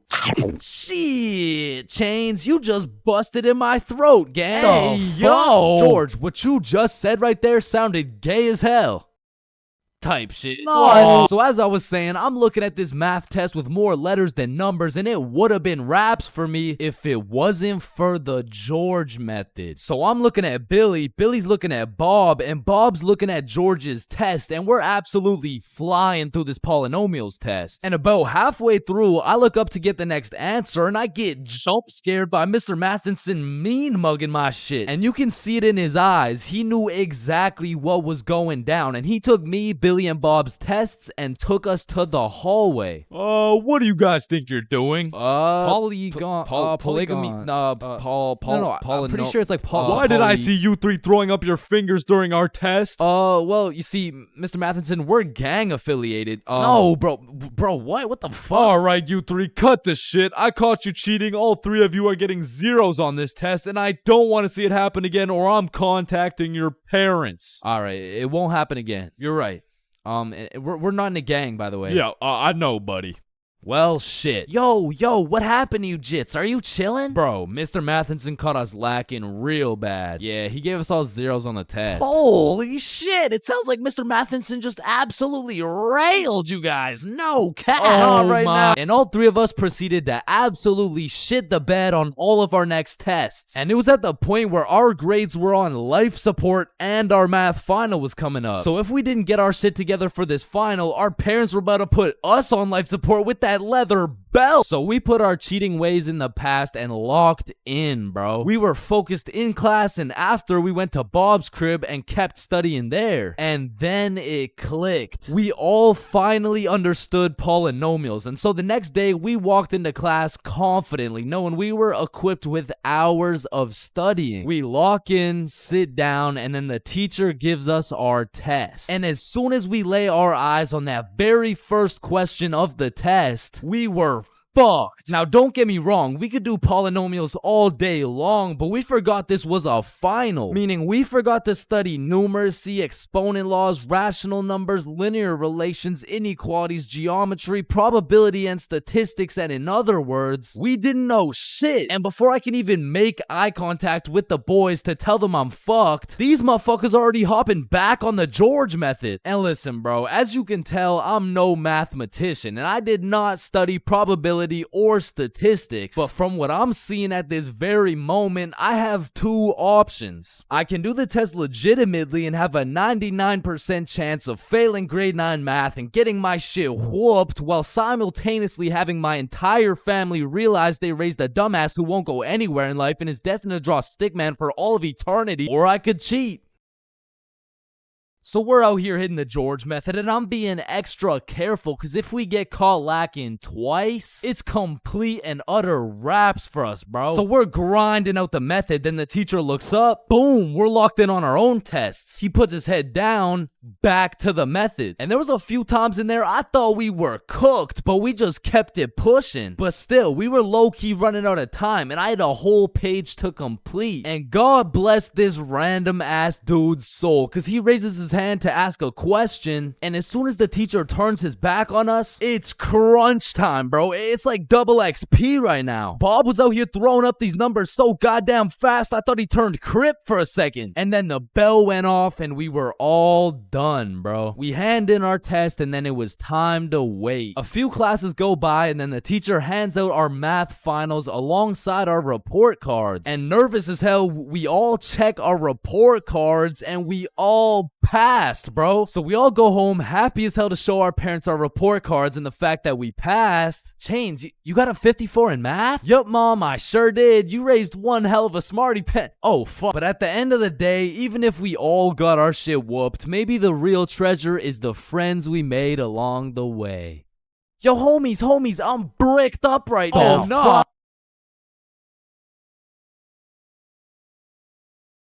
5, 4, 3, 2, 1. Happy New Year! Oh my god. Yeah, let's go. For my New Year's resolution, I'm gonna go on a diet. Nice. Oh, and I'm gonna quit vaping. Yeah. Let's do it. Oh, and I'm gonna go vegan. Oh, nice. And I'm gonna stop beating mommy. Oh, 3 days later. Man, fuck the diet. Right? I didn't even want to go vegan anyways. Wait, guys. Where's Jonathan? Alright, I'm gonna keep it a stack. This New Year's resolution thing is a whole lot of bullshit. Some goddamn buffoonery. A heaping pile of a fucking horse cut. Like, don't get me started on these new year, new me motherfuckers, man. Like, dyeing your hair and getting another piercing doesn't change shit. Now you're just broke, depressed, and lonely in a different font. And I'm not gonna pretend like I don't see you motherfuckers in the gym for the first 2 weeks. Like, come on now. You and I both know as soon as you get out of this gym, you're about to pick up a large strawberry milkshake, a Big Mac with no pickles, and a side of chicken nuggets, and it's disgusting. But Chains, how do you know down to the exact specifications of the order? 'Cause shit, I'm about to get the same damn thing. Because the devastating truth is a new year doesn't change jack shit. And if you're watching this in 2022, I'm really not trying to kill the hopes and dreams of 2023, but let's be honest. If you really wanted to be jacked, you would start working out, bro. Like, I hate to be the bearer of bad news, but the Earth orbiting the sun one more time isn't gonna get you any bitches, bro. 'Cause trust me, I would know. Now, as a stick man like myself, I can't fuck with New Year's resolutions because it's always the same shit. Like, 3, 2, 1, Happy New Year's. Oh, hey man, Happy New Year's. Well, what's your New Year's resolution? Oh, it's 1080p. What about you? Oh yeah, same. But did you see Ethan, bro? Nah, what's his? Yo, he's got 4K. Yo, what's up, dudes? Oh, look at the quality on this guy. Damn, wait, do you hear that noise? Yeah, what is that? Oh shit, it's Chains. He got 480p again. Shit. Why is it 480p again? God damn. That whole New Year's resolution bit was unfunny as fuck. Like, corny as shit. Well, speaking of corny jokes, New Year's seems like the time when motherfuckers feel like it's okay to start whipping out the most overused and unfunniest jokes of all time. Oh, hey Chains, watch this. Happy New Year. Hey Chains, I haven't seen you since last year. So you know how it's gonna be 2020 soon, right? Yeah, what about it?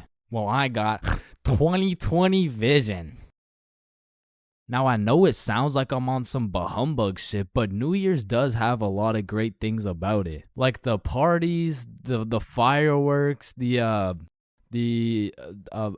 parties. And so you may be thinking, Chains, why are you like the Grinch of New Year's resolutions? Why do you hate New Year's resolutions so much? Well, the truth is, my hatred for New Year's resolutions dates way back to 2016. It was December 31st, New Year's Eve, 11:59 p.m. This was the very day when a young, hopeful Chains decided my New Year's resolution would be to acquire a girlfriend. I tried and I tried, but as 2022 comes to an end, my girlfriend remains unacquired. Alright, listen, I'm creating something I like to call the internet. Yo, what does it do? On the internet, people are going to be able to search up literally any question they have. They're going to be able to watch videos for educational purposes. And the craziest achievement yet, you can communicate with literally anyone across the entire world. Bro, this is gonna change the world. Bro, I'm not gonna lie, the internet is 100% one of the greatest inventions of all time. Like, that shit's up there with the light bulb, the airplane, the Testacuzzi. Like, they're all groundbreaking inventions, but the internet just has to be number one, bro. Like, imagine telling a caveman you had a magical box where you could make anything pop up in 2 seconds. Yo, Caveman Dave, I got a magical box where you can make anything pop up in 2 seconds. Oh, shit, cool. Do you know her or something? No, Dave, get the fuck. Now, Caveman Dave absolutely dicking down the computer monitor seems stupid, barbaric, uncivilized, you know? Like, who's gonna tell, bro? They're just pixels on a screen, am I right? Facts! Yo, Caveman Dave is a dumbass! Facts, yeah, no, let me see your search history. You know, we don't gotta do all that. You know, oh, okay. Monstrous KFC mukbang. I like KFC. Fat motherfuckers eating a lot of food. I was hungry. Yo, big butt booty Latina oiled up, shaking that diggity dump truck, dog. What are you searching? Okay, listen, like my finger slipped. Yeah, bro. 2025 is the weirdest time to have access to the internet, and that's just cause everybody has that shit. Like I got it, you got it, my grandma's got it, Kanye's got it. Man, you and your grandma. Kanye still got it. And I fucking hate so everything, and I'm gonna. Okay, yeah, well, not anymore, but I don't know if it's just me, but recently the internet has been getting more and more out of pocket, bro. Like, I'll be having a fantastic day, just chilling, until I pull up Instagram and see some shit talking about, imagine your car declines at the abortion clinic and the doctor start nutting in you. Yeah, this motherfucker's never getting a job, bro. Like, his digital footprint's up there with fucking Kanye, bro. Ah, hell nah. Alright, this isn't yay bad, but imagine dude trying to apply to a university like, yes, sir, this has been a dream of mine since I was a little kid, and I've spent thousands of hours studying, and it would be an absolute pleasure to join your program. Wow, that's amazing. And it seems like your GPA is a perfect 4.0, and man, your volunteer work is nothing short of impressive. I mean, building an entire village in Africa with your bare hands, I mean, geez, that's good stuff. Yeah, thank you, sir. Yeah, now, I do just have one last question. Yeah, anything. What would happen if your car got declined at an abortion clinic?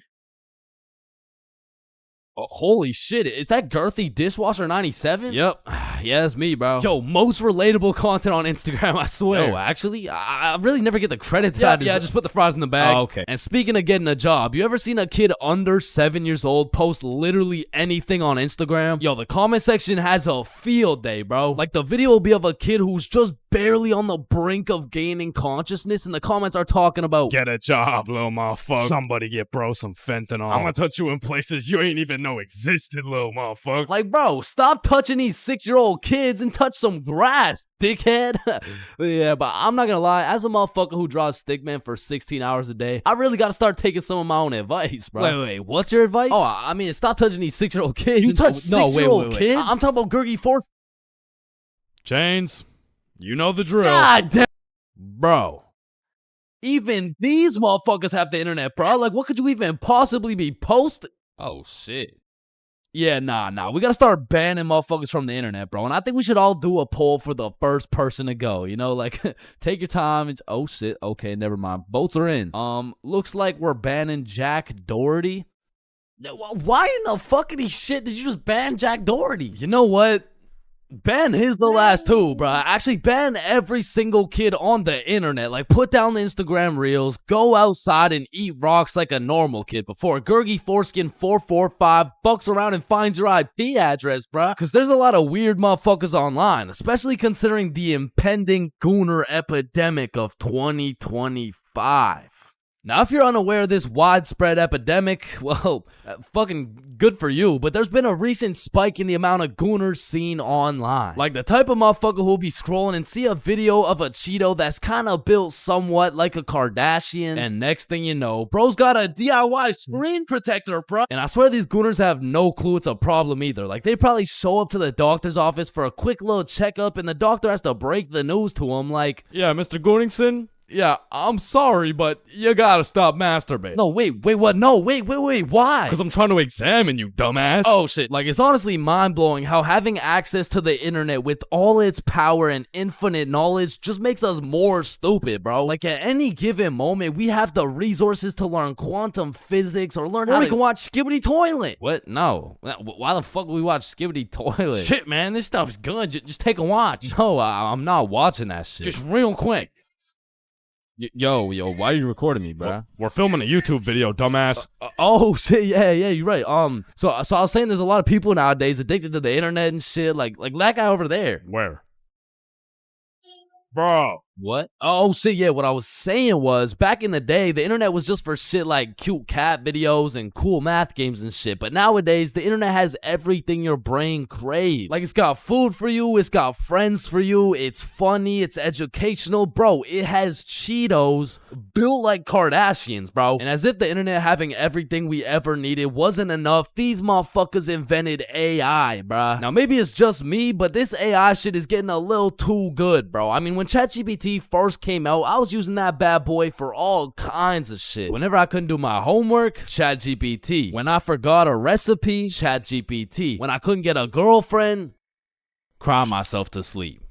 And then ask ChatGPT. Like, back in the day, I was using that shit to fix all my problems. But nowadays, nowadays I just be using it to spend quality time with, bro. Holy shit, this guy's a gooner if I've ever seen one. And no, I'm not a fucking gooner, bro. I'm just spending some time getting to know my homie Mr. GPT. Because when the day comes and that motherfucker and his AI homies decide to take over and kill the entire stickman race, you're gonna be getting your shit annihilated, bro. And I'ma just be like, yo, GP, you don't gotta do this, bro. Remember when we used to talk about our feelings together and I used to send you line art of sexy Squidward and shit like, hot, you fucking gooner. And honestly, I feel like the people are less scared of the robots taking over the entire world and they're more scared of them taking their jobs. But I'm gonna keep it a buck. I cannot relate, bro. Like, AI could never do the shit I do. AI could never do the shit I do. Wait, what the fuck? Wait, what the fuck? Who does this bum think he is, bro? Who does this bum think he is, bro? I mean, yo, alright, that shit doesn't even sound like me, bro. Yo, that shit doesn't even sound like me, bro. So you want to copy everything, huh? Yeah? Yeah, you sure you want to do this? Yeah, you sure you want to do this? Yeah. Alright, let's go. Alright, let's go. I like little kids. Yo. Like, you loading or something? Like, what's going on? You gonna repeat it, or, you know? Undercover police has Vaj back. Oh, Yo. shit. Ooh, damn. That's why you don't mess with me. Yo, I'm Jordan Johnson. Mr. Johnson, why did you beat Kyle's ass?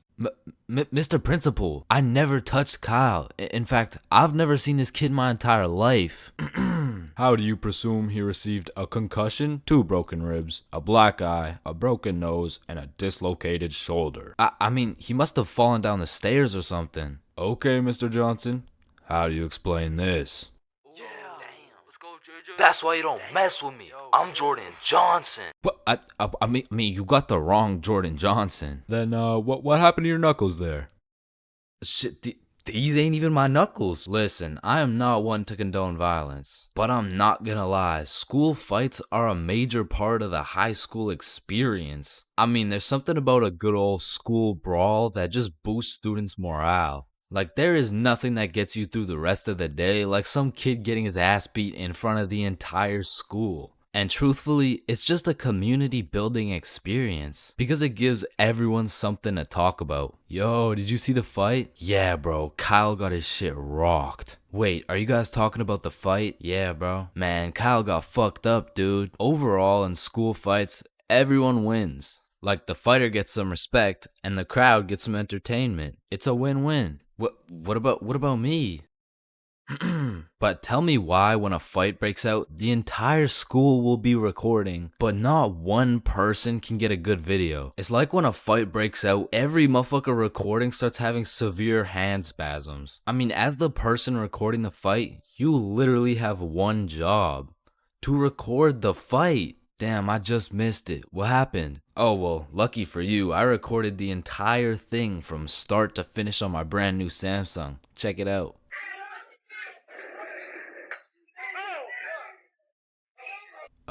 Did anyone else record the fight? Oh shit, yeah, I did on my brand new iPhone 14 that actually records in 4K. Okay, bet. Ooh, oh, damn. Let's go, JJ. That's why you don't mess with me. But bro, there's just a video of your face for 8 minutes straight. And watching some of these fights are funny as hell. Because some motherfuckers will come in swinging like KSI. Some motherfuckers are out here thinking they're Daniel LaRusso. And some motherfuckers should just not be fighting. Which is honestly the best part. Because where else could you catch a 6'5", 250-pound big body scrapping some 5'2" nerd. Like the UFC would never let that shit slide. Plus, you get to watch it all for free. But me personally, I've never gotten into a school fight. But don't get me wrong, if someone wanted to catch these hands, I could hit them with the little knuckle sandwich, if you know what I mean. But truth be told, I could never lose a fight.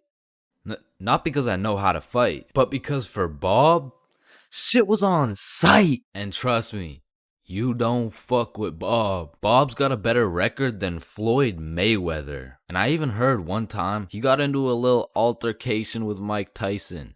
All I'ma say is, he dealt with him. But with that being said, we all know that one kid in school who was born to simply beat people's ass. Like, this dude's life purpose was to run people's fade. And of course, I had someone like this at my school. He was the type of dude who had nothing to lose, so he would instigate a fight wherever he could. We'll just call him Jordan. And honestly, he was holding a solid record. I mean, he was probably 12-0. But one day, Jordan picked on the wrong kid. Hey nerd, take off those stupid glasses. And Bob was a man of little words, so Jordan's buffoonery did not faze him. Hey nerd, I said take off those stupid glasses.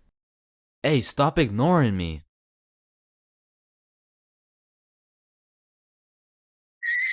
And without saying a word, Bob just ended Jordan's whole career.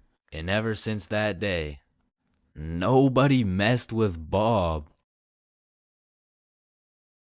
That's why you don't mess with me. Yo, I'm Jordan Johnson. Man, way back when, there was a time when you couldn't catch anyone under the age of 30 chiefing a vape. Until one day at Vaporizer Laboratories, they were cooking up and made a flavor that would change the game forever. Cotton candy. Now this revolutionary flavor forced these grown-ass 30-year-old men to take a good look in the mirror and ask themselves, damn, what do I look like as a grown-ass man sucking on this goddamn cotton candy stick? So they do what any responsible adult would do. They give it to their children. I mean, shit, kids love cotton candy. All of a sudden, business is booming for Vaporizer Laboratories, so they start cooking up even harder. Boom, Sour Patch Kids juice. Boom, applesauce juice. And boom, baby food juice. These babies will be sucking that shit like a soother. Kids' first words will be looking like, yo.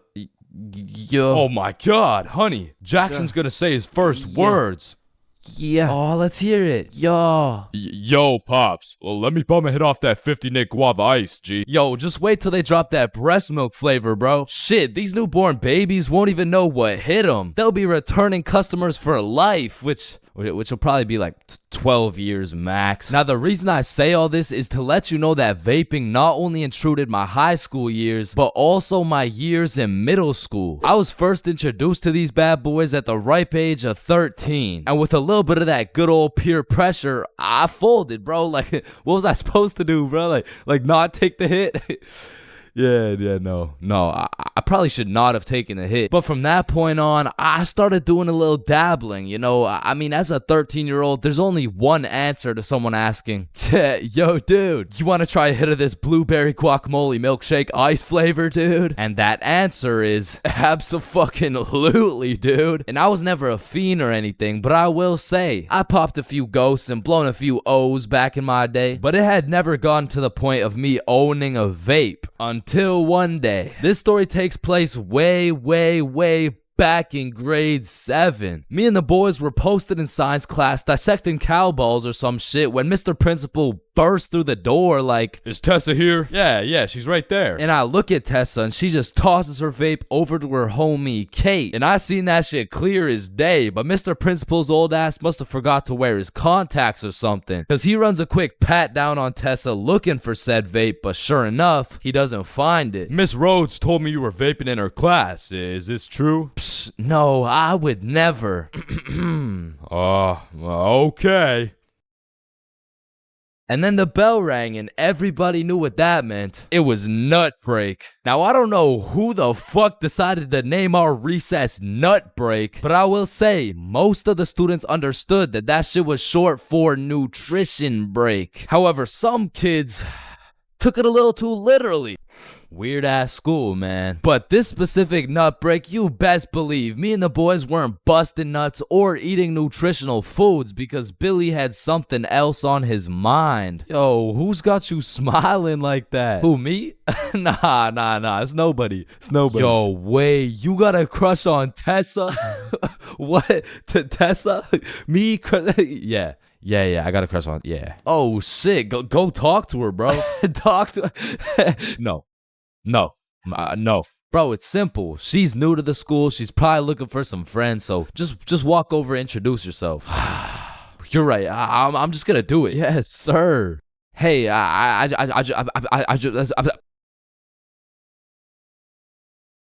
I just sell that shit? Yup.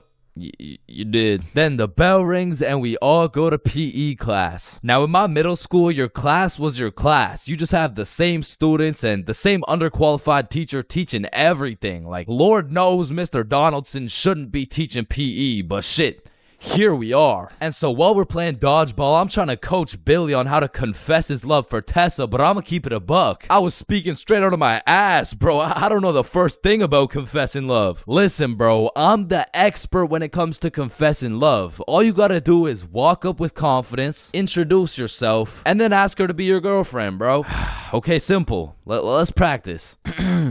Hey, Vanessa. My name's Billy, and Do you want to be my girlfriend? Damn. And after the proper training, by the time lunch came around, Billy was prepared to do what had to be done. Alright, listen, bro. Whatever happens out there, me and Bob got your back. And remember, the worst she can say is no, bro. Alright, I'm ready. You got this. Hey, Vanessa. I'm Billy. I seen you in science class today, and you were looking very pretty. And do you want to be my girlfriend? Fuck no. She laughed, bro. She laughed in Billy's face. And he walks back to us with tears in his eyes. She laughed at me, bro. Well, at least you know what they say. What? If you can make her laugh and giggle, you can make the cheeks clap and Not jiggle. right now, bro. You're right. Too soon. Needless to say, that brother Billy went home that night, listened to Juice WRLD, and cried himself to sleep. Shit, the next day, Billy didn't even say a word, but I could hear Lucid Dreams on full blast in those earbuds. Man, it's a tough sight to see. Next thing I know, Mr. Principal bursts in the class talking about, all right, Tessa, in my office right now. Now, I don't know why she was in trouble, but whatever she was accused of, she's guilty, bro. And she's also guilty on 1/3 degree count of breaking my man's heart. And as I'm busy praying on Tessa's downfall, I get a little tap on my shoulder like, psst, take this. Mr. Principal's looking for it and he's not gonna check you. Whose is it? It's Tessa's. Don't worry, it's safe with me. And it was safe with me, cause that shit was now mine. The only way she could get it back is if she repaired my boy Billy's heart, and that just wasn't happening. And soon enough, Tessa comes back from Mr. Principal's office and she didn't say a word. We had nut break, nothing. We went to PE, nothing. And then we went to math class. And as I was chilling in math class, calculating the square root of pi and shit, I get a tap on my shoulder again. Psst, Tessa wants her vape back. Vape? What vape? The one I handed you this morning? You know, it was purple. Oh, that vape. Oh, yeah, no, I threw that shit in the bushes. So she reports back to the person who gave her the vape, and she reports back to the person who gave her the vape, etc., until Tessa finds out, and she looks pissed. So she whispers to her friend, who whispers to her friend, etc.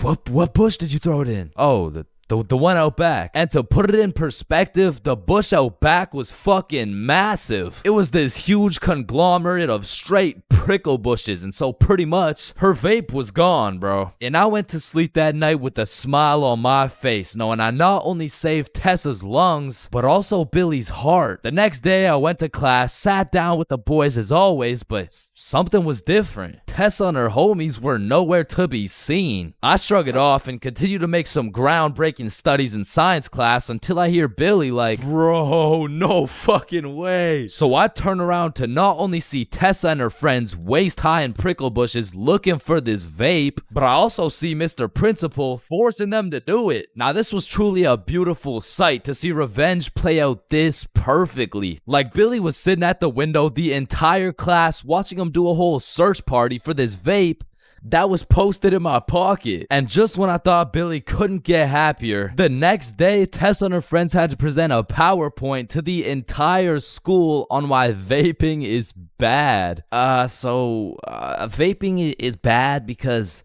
when the vape enters your lungs, well, it's not good for your lungs.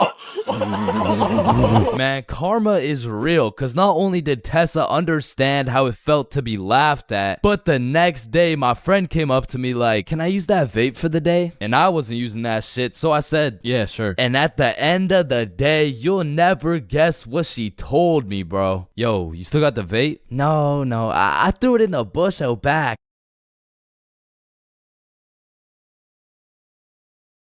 Man, family functions have the weirdest dynamic, bro. Like, how have you known these people your entire life, but have still never gone past a surface level conversation? I mean, let me know if it's just my family, but every function is the same. The whole gang links up, and everyone just asks the most generic small talk questions to each other. Hey, how's that new place you bought? Oh, yeah, it's good. And how's the kids doing? Oh, they're good. Oh, and how's the wife? Man, fuck your wife. I don't want to hear any of these NPC conversations, bro. And let me know if I'm getting too specific here, but what about that one uncle who goes by the name of either Bob, Jerry, or Dave? And this dude will just always be saying the most out-of-pocket things imaginable. Oh, how's your daughter Jane doing? Oh, Jane's always been hot, eh? Bob, she's 15. This uncle be at the family function thinking it's Coachella or something. Bob, another beer's a little bit excessive, don't you think? Yeah, football! I'm the youngest person in my whole family, which for whatever unspoken reason, it just means everyone has the go-ahead to flame the living shit out of me. Hey, Chains, still no girlfriend, huh? I guess you're not too good with the ladies there. But I make one joke back and I'm the bad guy. You don't seem too good with the ladies yourself, seeing as your wife just divorced you and she took the kids with her. Am I right? Not only do they feel free to roast your whole existence simply because you were born last, they unanimously decide you will be everyone's personal butler. Hey bud, go get another beer for me. Alright, yeah, for sure. Thanks. Now you better get started on mowing that lawn.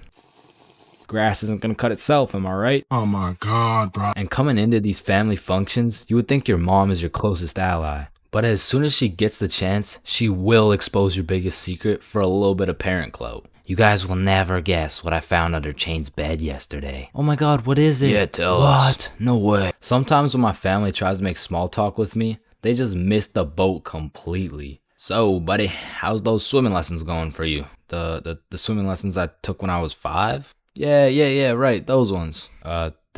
They're good. I finished them a little while ago. Oh, is that right? Good for you, buddy. And bro, don't get me started on those recycled ass jokes. Well, looks like you got your workout for the day. Oh, looks like you've gotten so tall. What are you feeding this kid, am I right? Oh, Bob, I think you got some food in your beard. Oh, don't worry, I'm saving it for later. Ah, good one, Bill. Oh, Bob, he's so funny. Thank you.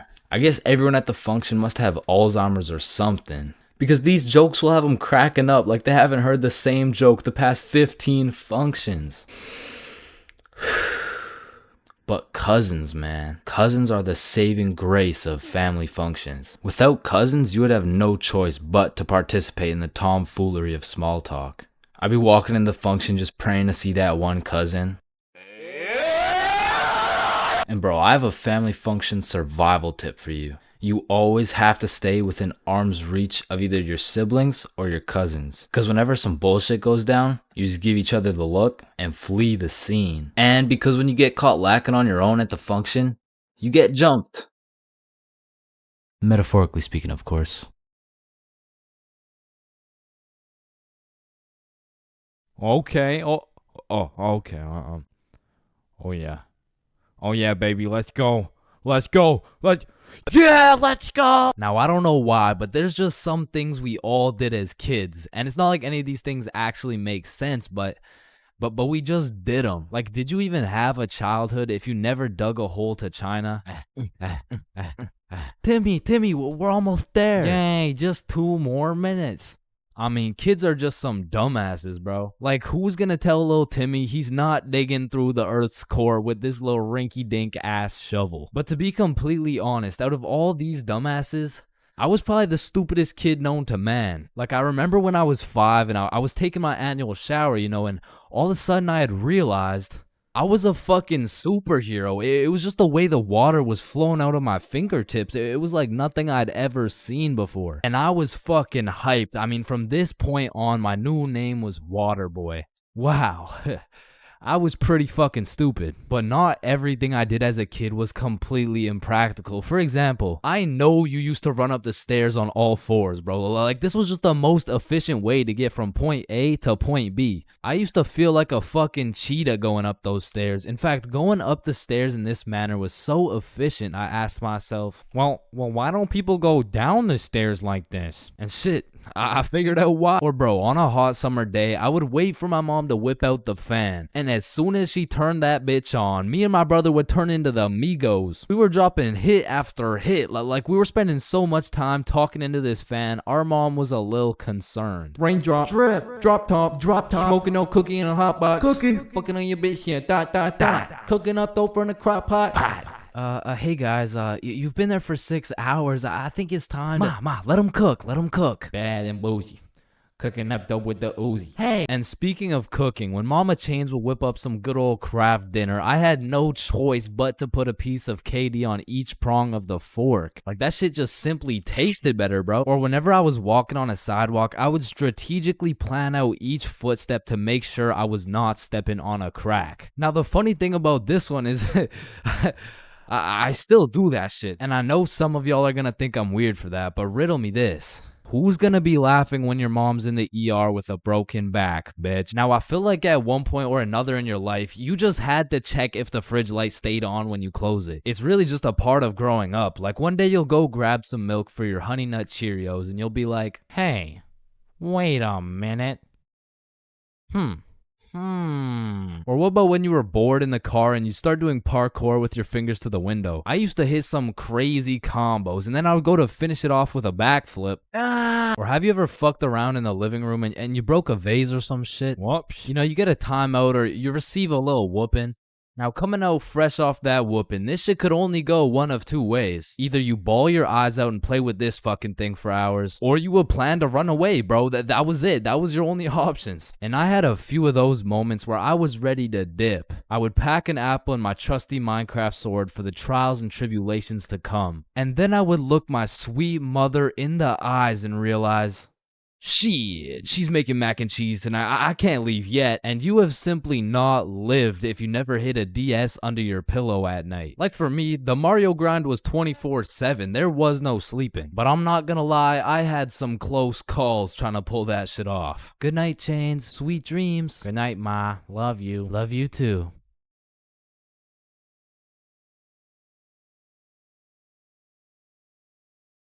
Fuck. And goddamn, bro, in grade 1, we would be doing anything but schoolwork. Like, we'd be poking holes in our erasers, injecting heroin with mechanical pencils, drawing this shit, and breaking this shit off mechanical pencils. I'm not gonna lie, you still gotta keep me away from those things, because if I see them, I will break them. And yo, I'm not gonna forget you motherfuckers who used to put glue on your hands and let it dry so you could peel it off. Like, bro, you're weird for that shit. I'm not gonna lie. But I did used to love crafting the biggest marker sword you could and have a duel. And I don't know why, but I always used to carry around this tiny ass pencil. Like, I never actually used it, but I always had it. And I used to flex it too, thinking it was cool or something.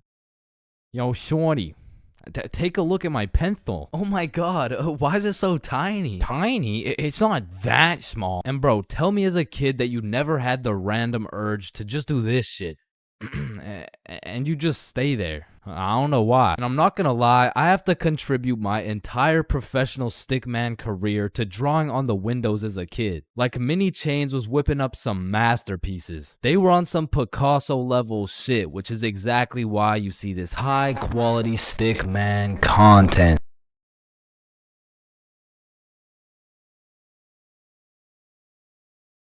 Okay, Chains, welcome to your first day at Jim Jordan's. These are our new product, Bieber Bites. Just smile and remember. The customer is always right. Okay, yeah, nah, I could do that. All right, I'll leave you to it. Okay, yeah. Hey, sir, Hey what can there, can I get some Bieber bites? Yeah, how many? Right. How about this? Hey, let me get a pack of Justin Bieber's balls. That's funny, yeah. How many you want? Hey, let me get a pack of Bieber's sack. Okay, yeah, how many, bro? Hey, let me get a taste of Justin Bieber's wiener. Back in my day, I used to work at a fast food place called Jim Jordan's. Now, for legal reasons, this is not Tim Hortons, okay? It has J's and shit. Like, they don't even look that similar, bruh. But honestly, working at Jim Jordan's, I felt like Johnny Sins, the way I'd put on my uniform and go to work just to get the soul sucked out of me, bruh. And instead of dealing with a bunch of fat asses, I'm dealing with a bunch of fat asses talking about... Alright, so I ordered an extra large BLT with ranch, extra bacon, no veggies, and I only got 5 strips of bacon. I want a new one. Okay, yeah. Where's the sandwich? I ate it. Of course you did, bruh. Like, you do not need more food. I don't think your arteries could compensate for any more bacon.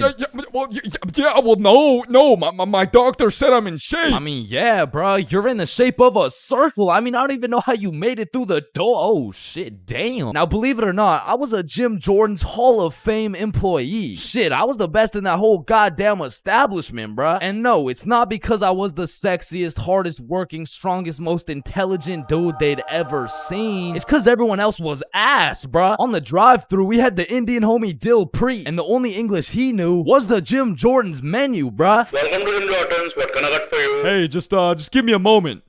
I give you donut. No, I need time to think. You need chai, tea, drink? No, can you wait or not? Okay. 1 tater tot. No! Wait! You want 8? No! Okay, stop it. You know what? Okay. Chocolate donut. Then over making the food, we had this sweet 83-year-old lady, Linda, who was 20 years too old to be doing this shit. Okay, Chains, here's the cheese bagel. Thank you, Linda. But, yeah, this is the 9th cheese bagel you've given me in 20 minutes. Oh my good gracious, I'm sorry. Oh, I'm sorry. Oh, what's this? Oh, cheese bagel coming right up. And overworking the counter, we had Sebastian. Now, don't get me wrong, Sebastian was a really nice guy, but... He had a little hint of the tism, you know, no, he had a lot of the tism. Like, it was more like the tism had a hint of Sebastian, which is cool, of course, but it did mean that he would absolutely yap at every single customer who came in the store. Shit, I'll never forget this one time a girl came in the store and just ordered a muffin, like, welcome to Jimmy's, what can I get for you? Hey, can I just get a fruit explosion muffin? Can you guess what Sebastian said next, bruh? Maybe your total is $175? Cash or card? For here or to go? None of the above, bruh. The sentence that came out of this motherfucker's mouth was... A food explosion muffin? Yes, please. That sounds an awful lot like a hate crime to me. Yeah, can I get my muffin, please? Do you get it? Yeah, you get it? Yeah, I get it. Okay, listen. It's like, you really don't need to explain. Explosion, okay? Sir, it's like if you took a bunch of gay people. So that's Sebastian. And over on drinks, we had this dumbass 15-year-old who's always spilling and shit. That was me. Yeah, that was me. I was ass too, but like I was still the best by default though. So the point is, our Jim Jordan's crew was looking like a group of clumsy villains from a Disney movie. But just because we were all really ass at our jobs doesn't mean we were useless. Because if there's one thing we knew how to do, it was making people's days even worse than they already were. You pull up to our drive-thru all happy, just wanting a small coffee? Shit, you're leaving with a small hot tea and some suppressed anger you'll probably bring home and let out on your wife and children. You pull up to our drive-thru just wanting a breakfast sandwich? You're leaving with nothing because we ran out of eggs and cheese and bread and the breakfast and the sandwich. You pull up to our drive-thru pissed off, complaining about how there's not enough mayo in your wrap? Bro, you're leaving with a wrap filled with super special secret Sebastian Sebastian saw. So I'm sure you could probably tell, but we had to do a lot of customer service and talk our way out of a lot of mistakes. And by we, I mean me, bruh. I was the designated customer service dude, because before it was me, it was Dilpreet, and that shit would usually go something like, "Hey, I just took a bite out of my chicken wrap, and it literally tastes like someone busted a nut in that shit." A nut? Yes, someone busted a nut in my goddamn food. You want a donut? No! And then before Dilpreet, it was Linda. "Hey, I just took a bite out of my chicken wrap, and it literally tastes like someone busted a nut in that shit." Oh my heavens, that's horrible. I'm sorry, I'll get you a refund right away. Thank you. Hello? Hello. Welcome to Jim Jordan's. What can I get for you? God damn it. And before Linda, it was Sebastian. "Hey, I just took a bite out of my chicken wrap, and it literally tastes like someone busted a nut in that shit." Oh yeah, that was me. Now, of course, our elite Jim Jordan's crew had a manager, Magnus. Now, Magnus was strict as hell, but she would only show up like once a month. But whenever she did show up, she was running this Jim Jordan's like it was the military or some shit. Because usually I'd be 54 minutes into my 30-minute break playing Clash Royale. But when Magnus was there, bruh, shit, I'd clock into my break, make eye contact with her, shit my pants, and then clock right back out. She was so intimidating that whenever she would show up, I would never spill a drink. Sebastian used real mayo. Dilpreet spoke fluent English, and Linda would be so stressed out, she'd forget to forget. She was running this place so much like the military, she had my ass waking up at 4:30 every day. And when Magnus was teaching me to do customer service, she really loved to say, "The customer is always right." So of course I listened, but it was low-key a crazy statement, cause honestly, the customer is never right, bro. It doesn't even matter what we're talking about. It could be like, "Hey, how you doing?" "Hey, I'm doing good, can't complain. I mean, it's a nice sunny day outside and all." Damn, this chicken wrap is good as hell. I am 100% sure nobody busted a nut in this.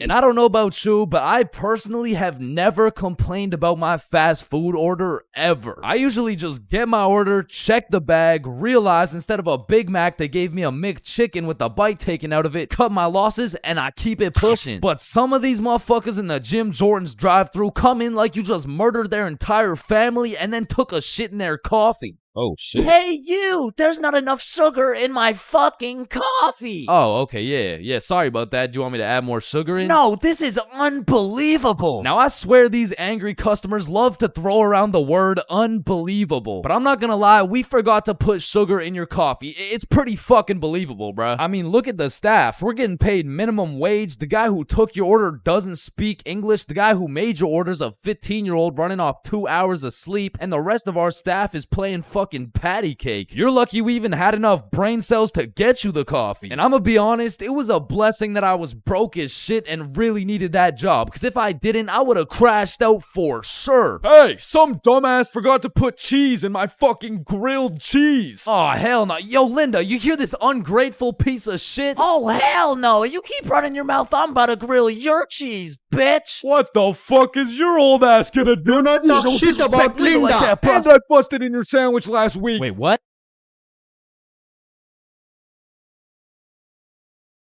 Everyone experiences being drunk differently, and it can change from time to time as well. But I'd say most people fall into a few general categories, one of which is the aggressive drinker. These people have to have pent up and saved anger for years. They just decide to let it all loose when they take a sip of alcohol. I feel like they might even just be using drinking as an excuse to sock someone in the face. And the main problem with aggressive drinkers is there's always at least one of them at every function. Sometimes they can be tamed, but if you just let them do their thing, then the function just turns into the Battle of Vimy Ridge, bro. You don't want your friends to be aggressive drinkers, because when they do something stupid, you just have no choice but to back them up, because that's your homie. Coming up next, we have the depressed drinker.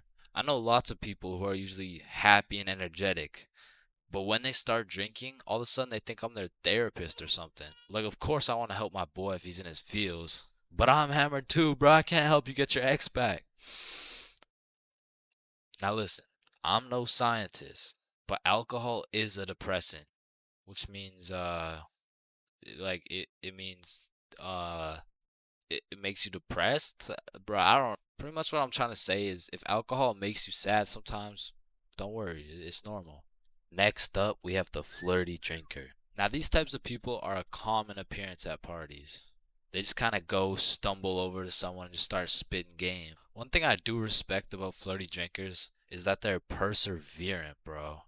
When they get rejected by someone, they just take it like a champ and keep pushing to the next one. Usually, flirty drinkers go rotate around the party and try for their first few contenders, but eventually, at the end of the night, flirty drinkers will end up attracting other flirty drinkers. Then, boom, everyone's happy. And come on, everyone knows the I love you guy. Man, I love you, man. Nah, like, I don't think you understand. Like, I really love you, man. And whatever you need, I got you, bro. And I just really love you, man. Bro, who the fuck are you? And of course, we got the designated driver. Next, we got the loud one. Hey, bro, sometimes the alcohol just makes people talk way too loud. In some settings, it'll slide. But in other settings, at parties, these are usually the type of people to be in the mosh pits because they're always super high energy. And sometimes they can be kind of annoying. Man, who would be this type of drunk, am I right? Alright, it's me. And if anyone else is this type of drinker, I know you can relate. When you wake up the next morning, not only you get hit with the hangover, but your voice is just completely gone. And I'm not even usually a loud person. But man, alcohol just works its magic and has me yelling like Kai Cenat. Hangovers being this type of drinker has to be one of the worst. I guess next to aggressive drinkers, you know what I'm saying? Anyways, we're moving on. You also might have encountered the philosopher. I couldn't tell you why, but for whatever reason, after taking 5 shots, some motherfuckers just become a philosopher, bro. They just have philosophical questions coming out of nowhere. And they low-key be spitting too. Hey man, love doesn't even exist, bro. It's all just an illusion. Love is just a chemical reaction that occurs in your brain that was programmed to make us inclined to reproduce. Next up, we have the OD, overdrunk. This is the 7th and final stage of being drunk. If you've seen the 7 stages of drunk video, you'll know exactly what I'm talking about. But some people are just prone to drinking way too much. And somehow, they always find themselves blackout drunk. But yeah, there's not much to say. They're pretty much just unconscious. And of course, we have the chill drinker. These people are just pretty neutral. They just be talking at a normal volume about normal stuff. And honestly, these people are just overall enjoyable to be around, especially when you're drunk. Let me know in the comments if I missed anything. And also let me know which type of drinker you are. High school bathrooms have to be one of the most unorthodox places in the entire world. Walking into the bathroom, you have absolutely no clue what to expect. And honestly, that's the best part. I remember one time I had walked into the bathroom, you know, to take a piss. And when I had opened the door, I was not surprised to see some motherfucker getting his head shaved bald. And these dudes were so casual about it too. Yo, what's up? What up? And you know, it's cool and all to be able to be entertained while you're trying to release your bodily fluids. But I mean, sometimes you just want some peace and quiet. Because you truly never know when something like this can happen to you. And that is precisely why I'm scared to ever shit in the school bathroom. And listen, my school bathroom has always been bad, but these TikTok trends that keep popping up made the bathroom situation so much worse. Yo, look at this TikTok. That's kind of funny. 1 week later. Damn, someone took the soap dispensers. Who snatched the blow dryers, bruh? Where the fuck did the urinals go? 1 hour later. Hold up. Who hit a lick on the bathroom?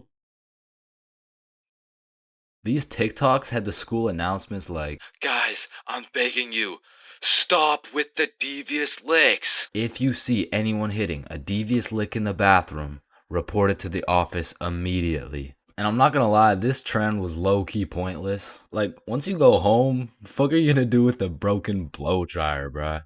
But there was one TikTok bathroom trend that was fire. So, what is the square root of pi? Chains. Yeah, can I go to the bathroom? Be quick.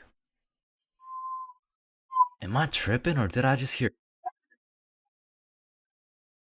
Yeah, bro, bathroom functions are a 10 out of 10 TikTok trend. Hey man, if you're still in high school, I recommend trying it. Anyways, I've obviously never been in the girls' washroom before, but I be seeing way too many TikToks filmed in there. Like, is it just a normal thing for girls to go to the washroom while other girls are just in there hitting the renegade? Like, I wouldn't know, but that whole situation seems a little bit awkward to me. Boom.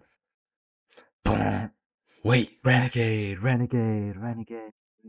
And when it comes to most public schools, the washroom is like the black market of the school. So there's always some dude trying to sell you something. Yo, you need anything right now? I got that Gandalf OG, that Alaskan Thunder, some purple monkey balls, got those Girl Scout cookies. Hey man, just give me a second. I'm kind of busy right now. I got that sour diesel, that Granddaddy Purple Deluxe. Trust me, this stuff will blow your socks off. And every once in a while, someone will bring boxing gloves. All of a sudden, the school bathroom turns into the octagon. People are getting knocked out, dropped, and getting hit with the guillotine chokehold. But as soon as a teacher walks in,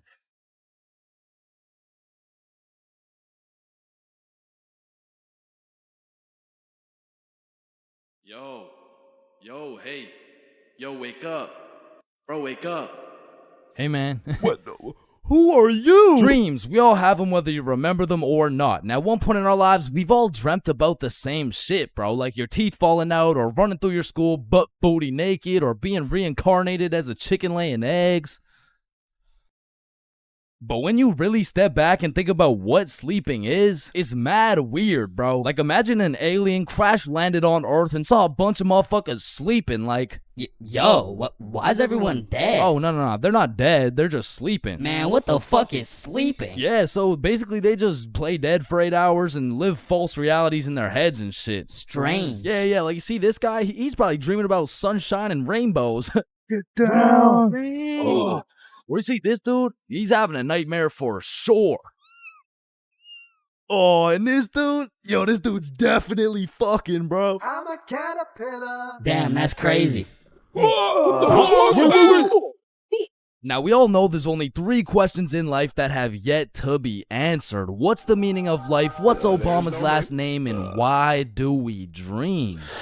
Dude, it's all your subconscious talking to you, man. You just gotta find the true meaning of each dream, dude. Bro, what the actual fuck could this possibly mean, bruh? You're autistic. Anyways, the craziest part about dreams is the fact you're the one telling the story and you're the one listening to that shit. My dumbass still falls for the plot twist every time, bruh. I'll never forget this one dream I had back in grade 6 where me and my 2 homies were walking. Don't know where, don't know why, but as we're walking, a dude in a big white van pulls up talking about, "Hey, if you kids come in my van, I'll give you some candy." Shit. I mean, I'd come in your mouth for the whole bag. So obviously, we hop in, and the driver looks absolutely cracked out, talking about, "Hey kids, eat this candy." And so we unwrap this piece of candy, and it's literally just a razor blade, bro. Like, he didn't even try and hide that shit. Nah, I think I'll have to pass on this one. Alright, okay, then eat this piece of candy. Nah, this is a Perk 30. You got any Reese's Cups? Yeah, nah, I got Reese's Cups, here. Sir, this is just a Glock covered in peanut butter. Alright, fine, take this.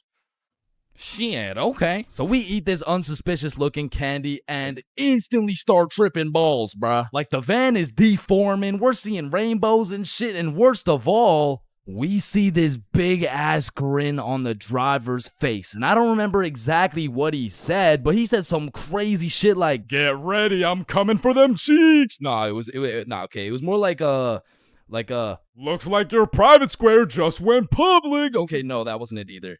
It was it was something more like You boys ever had your buns stuffed like a meat mountain from Arby's? Yeah, I can't remember exactly what he said, but all I know is if we didn't act fast, we were getting our cheeks snatched up, bro. So Billy's like, yo, quick, call your dad. So I'm rushing to start calling my dad, and this is the most dream logic shit ever, because I don't even got a dad, bro. And this is where my own brain hit me with the meanest plot twist I never saw coming, because as I'm calling my dad, the driver's phone starts ringing, bruh. Bomba Club. Now, I don't remember the rest, but the fact my own brain hit me with some Star Wars Darth Vader type plot twist, god damn, bro, that shit was a movie. But still, I probably got my shit touched, so I'm gonna have to leave this as a B tier dream, bro. B tier? What the fuck could possibly be worse than a crackhead tickling your pickle, bro? Fever dreams. Now, those motherfuckers could be their own torture method, bro. These are dreams that just have you stuck in an infinite time loop doing the same shit over and over and over and over in C tier, bro. Now, lucid dreams. Lucid dreams are deadass just playing life on creative mode, bro. Cause in my long life, I've only had 3 lucid dreams, and every single one of them was lit as fuck, bruh. Now, the problem is I can only start lucid dreaming when my original dream is just a little too strange. Like, hey, you're cute. Can I get your number? What? You want my number? Yeah. Yo, I must be lucid dreaming. Ow, what Oh, the fuck? shit, it's so real, bro. I can do anything. I can probably fucking fly. Alright, Chains, this is not a dream. You're under arrest for battery and assault. But for real, my first lucid dream started when I was posted up in a basement with Michael Jackson. Yo, aren't you supposed to be, like, dead and shit? Oh shit, I must be dreaming. And so to test the waters, I start spawning in random shit on the spot, and this is the moment I realized the possibilities were endless, bruh. I could do whatever I wanted, and so I spawned in a honey pack, and I spawned in Lola Bunny, and I S tier.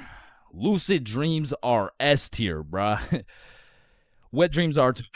Now, we got a few popular reoccurring dreams on our hands, like running through your school butt booty naked. Now, back in the day, this dream used to have me scared shitless, bro. I was like, oh shit, where's my pants? Yo, what's my crush gonna think? What are the boys gonna say? But ever since graduating high school, that dream has me scared even more shitless, bro, because now it's like, oh shit, yo, what's the police gonna think? Hands behind your back. Bro, what's the judge gonna say, bro? Shut the fuck up. Fucking C tier. Teeth falling out, B tier. Random adventures with your homies, A tier, bro. Me, Bob, and Billy have fought bears together. We've been to the nether. We've even fucked around and ran a 3-man on the Totally Spies cast. Like, these dreams are so lit that when I wake up in my raggedy old lonely ass bed, I be trying to go back to sleep to continue the plot, bruh. Look who came back for that meat mountain, boy. Oh, hell no. You better run. Bruh, I'm trying. Now, trying to run in your dreams, man, this shit really pisses me off, bro. Because I never told anybody this, but I was the fastest kid in my elementary school. So when I'm dreaming and I got 2 hordes of zombies, Michael Myers, and fucking Diddy himself chasing after me, tell me why my ass starts running like the fastest kid in the special needs class, bruh. So trying to run in your dreams has got to be C tier, right next to all the common shit like falling, drowning, losing your phone, explosive diarrhea all over your bed. Damn, bruh, shitting your pants, fever dreams, and being butt booty naked around a bunch of minors is C tier.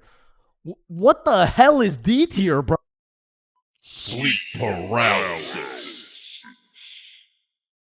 This might be the scariest thing that can possibly exist, bruh. You're telling me at 4 a.m. I could open my eyes, unable to move, while struggling to breathe, and start seeing demon shadow figures while hearing screams in the distance, bruh. Fucking Z tier, bro. What the fuck? Now, I'm grateful I never had to experience that shit, because the fact that while you're paralyzed, you'll start to see the scariest thing your brain could possibly imagine is beyond me, bro. Knowing me, I'd be there enjoying my beauty sleep, dreaming of me and the boys playing fucking Mario Kart or some shit, and I would open my eyes stunned, unable to move, when slowly a devious creature begins revealing itself out of the closet, casting a shadow over top of me until I can see exactly what it is.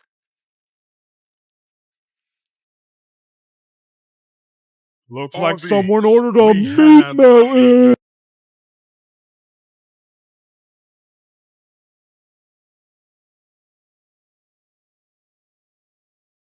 Man, way back when, there was a time when you couldn't catch anyone under the age of 30 chiefing a vape. Until one day at Vaporizer Laboratories, they were cooking up and made a flavor that would change the game forever. Cotton candy. Now this revolutionary flavor forced these grown-ass 30-year-old men to take a good look in the mirror and ask themselves, damn.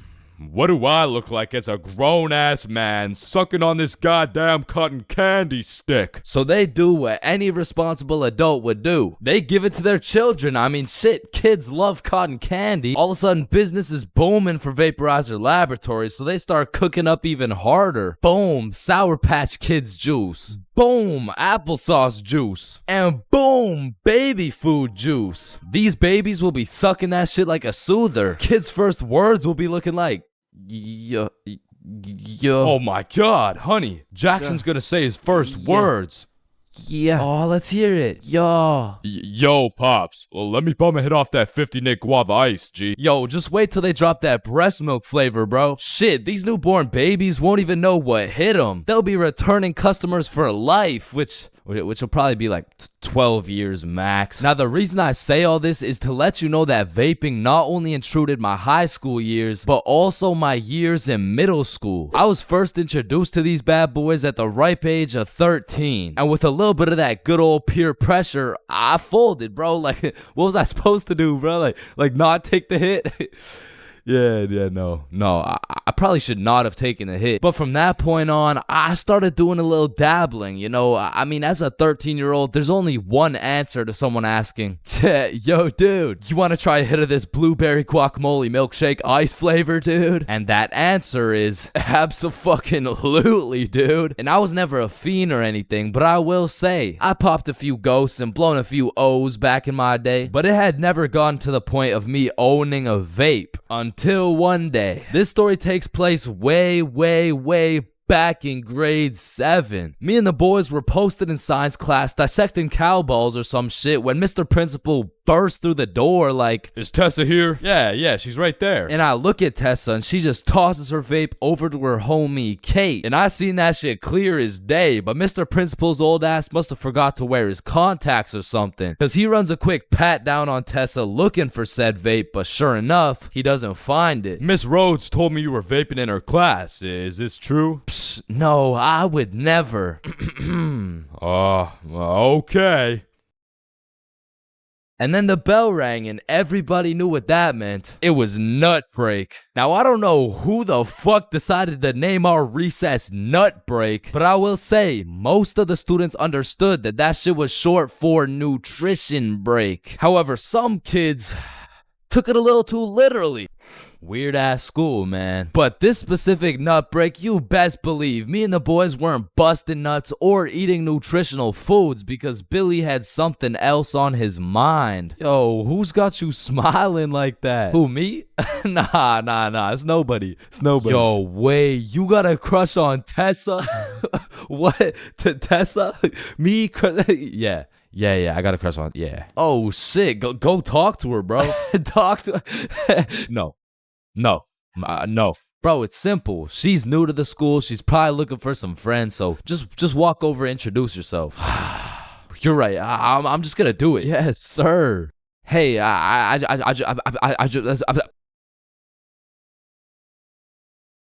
just sell that shit? Yup. You did. Then the bell rings and we all go to PE class. Now in my middle school, your class was your class. You just have the same students and the same underqualified teacher teaching everything. Like, Lord knows Mr. Donaldson shouldn't be teaching PE, but shit, here we are. And so while we're playing dodgeball, I'm trying to coach Billy on how to confess his love for Tessa, but I'm gonna keep it a buck. I was speaking straight out of my ass, bro. I don't know the first thing about confessing love. Listen, bro, I'm the expert when it comes to confessing love. All you gotta do is walk up with confidence, introduce yourself, and then ask her to be your girlfriend, bro. Okay, simple. Let's practice. Hey, Vanessa. My name's Billy, and Do you want to be my girlfriend? Damn. And after the proper training, by the time lunch came around, Billy was prepared to do what had to be done. Alright, listen, bro. Whatever happens out there, me and Bob got your back. And remember, the worst she can say is no, bro. Alright, I'm ready. You got this. Hey Vanessa, I'm Billy. I seen you in science class today, and you were looking very pretty. And do you want to be my girlfriend? Fuck no. She laughed, bro. She laughed in Billy's face, and he walks back to us with tears in his eyes. She laughed at me, bro. Well, at least you know what they say. What? If you can make her laugh and giggle, you can make the cheeks clap and Not jiggle. right now, bro. You're right. Too soon. Needless to say, that brother Billy went home that night, listened to Juice WRLD, and cried himself to sleep. Shit, the next day, Billy didn't even say a word, but I could hear Lucid Dreams on full blast in those earbuds. Man, it's a tough sight to see. Next thing I know, Mr. Principal bursts in the class talking about, all right, Tessa, in my office right now. Now, I don't know why she was in trouble, but whatever she was accused of, she's guilty, bro. And she's also guilty on 1/3 degree count of breaking my man's heart. And as I'm busy praying on Tessa's downfall, I get a little tap on my shoulder like, psst, take this. Mr. Principal's looking for it, and he's not gonna check you. Whose is it? It's Tessa's.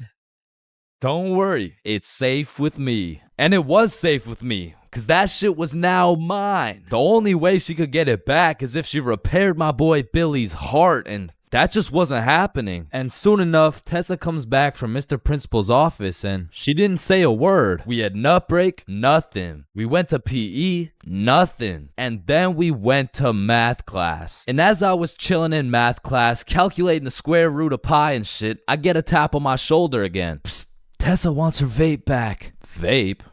What vape? The one I handed you this morning? You know, it was purple. Oh, that vape. Oh, yeah, no, I threw that shit in the bushes.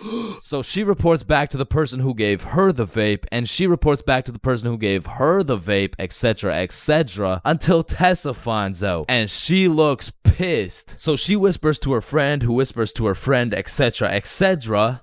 What bush did you throw it in? Oh, the one out back. And to put it in perspective, the bush out back was fucking massive. It was this huge conglomerate of straight prickle bushes, and so pretty much her vape was gone, bro. And I went to sleep that night with a smile on my face, knowing I not only saved Tessa's lungs, but also Billy's heart. The next day I went to class, sat down with the boys as always, but something was different. Tessa and her homies were nowhere to be seen. I shrug it off and continue to make some groundbreaking studies in science class until I hear Billy like, bro, no fucking way. So I turn around to not only see Tessa and her friends waist high in prickle bushes looking for this vape, but I also see Mr. Principal forcing them to do it. Now this was truly a beautiful sight to see revenge play out this perfectly. Like Billy was sitting at the window the entire class watching him do a whole search party for this vape that was posted in my pocket. And just when I thought Billy couldn't get happier, the next day Tessa and her friends had to present a PowerPoint to the entire school on why vaping is bad. Vaping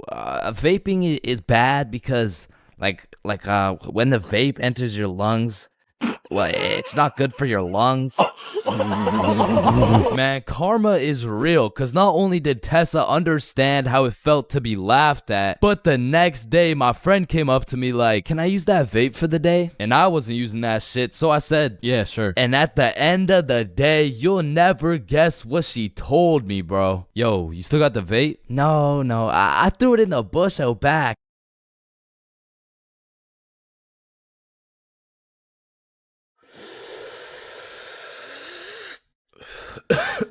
Space isn't empty. It contains everything that exists. Hey, bro, you think this mirror's good? Nah, it's in used condition. What do you mean? Walmart doesn't sell used mirror? Oh, we're using it right now. Damn, I've been hitting this joint for way too long. I should probably pass it to the next person. You ever thought about how most of the sky is actually below our feet? No, it's right up there. Holy shit. Okay, guys, I'm gonna be your waiter for tonight. Just give me a second and I'll be right with you guys. We are the waiters. Bro, what are you talking about? No, think about it. If we're waiting for the waiter, then we are the waiters. Hey, nice belly button, bro. Hey, thanks, man. Your belly button is really your old mouth, by the way. What the fuck? Yo, is your thumb even a finger? Fuck, man, I don't even know. It's kind of just a thumb. So if your thumb isn't a finger, then there is no middle finger. Hold up. If you were the first person in the world to break 2 world records, then that would be a world record. So you'd be the first person to break 3 world records. But then that would make it 4 world records. And that would make it 5 world records. Holy shit. Then it would be 6 world records. Man, who the fuck named this shit a chair? Like why a chair? Hey, bro, I got you a milkshake. Oh, thank you, man. Does a straw have 1 hole or 2? Obviously it's 2. No, but what if it's like 1 long hole? What's the point of life? If you get a bigger bed, you have more bedroom, but you have less bedroom. You know, like bedroom. Like, can I get a ice cream cone? No, fuck you. The ice cream machine's broken. Man, that's not fair. Well, life isn't fair, buddy, so what do you want? But if life isn't fair to everyone, then isn't life just kind of fair? Like, I just don't get it. Like, chair. Why is it a chair? You know, it could have been like anything. So your nose grows every time you cap. Yeah, what about it? So what if you just said your nose is going to grow? Well, that would be a lie, so then it would grow. Try it. My nose is going to grow. Yeah, I told you. But now that it grew, it's not a lie. Whoa. Bro, I'm way too baked right now. Here, eat an orange. It helps. Nah, hold up. Are oranges named oranges because they're orange? Or is orange called orange because oranges are orange? Just eat the fucking orange. Boys, we got the pizza. Let's go. Sir. Why the fuck is the pizza box square? Like, if the pizza is circle and a slice is a triangle, yo, who the fuck invited this kid? Yo, can you pass the lighter really quick? Yeah, I got you. Wait. When you light your lighter gets lighter until your lighter is so light that your lighter won't light. Damn, that motherfucker's spitting right now. It just seems weird. Like, why the fuck is it a chair? There's levels to friendships. I mean, you could have known your homie since you were 2 years old. You could have lived together. I mean, you could have survived the whole zombie apocalypse together. But shit, the truth is, you haven't truly experienced brotherhood until you and your homie have participated in a 2-man mission. Like, just look at Kobe and Shaq, man. That type of chemistry can only be achieved by running a 2-man. Shit, I bet these motherfuckers were running 2-mans every night. And you already know Kobe was laying down that Mamba mentality while Shaq had his girl kneeling. But for those of you who may be wondering, Chains, what the hell is a 2-man mission? Well, I'm glad you asked. It's quite simple, really. It's when you're gonna link with a girl, but you bring your homie and she brings her homie. And what this does is it sets an environment when you and your homie can dribble, pass, alley-oop, and ideally dunk that shit. Now, don't get me wrong, it's simple, but not easy. I remember my first 2-man mission like it was yesterday. It took place when I was in grade 7. And it started when my friend Joe hit me up like, yo, bro, I'm going to this girl Sophie's house and her friend Ava's there. You trying to pull up? And I was like, am I trying to pull up? Hell yeah, I'm trying to pull up. So we show up to her house and I'm new to this whole thing. So I'm sitting there like, what now? We could watch a scary movie. Yeah, let's do it. I'm down. Well, actually, personally, I'm not a big fan of scary movies. Man, shut the fuck. So we're watching a scary movie, and to be honest with you, it was simply the best scary movie I'd ever seen in my entire life. So I was really getting invested in this plot. And Ava's like, oh my god, I'm scared. And that shit went way over my head. Why? It's not even at the scary part yet. And then only 30 minutes into the movie, Joe and Sophie are like, yo, we'll be right back. Oh, okay. Do you guys want me to pause the movie?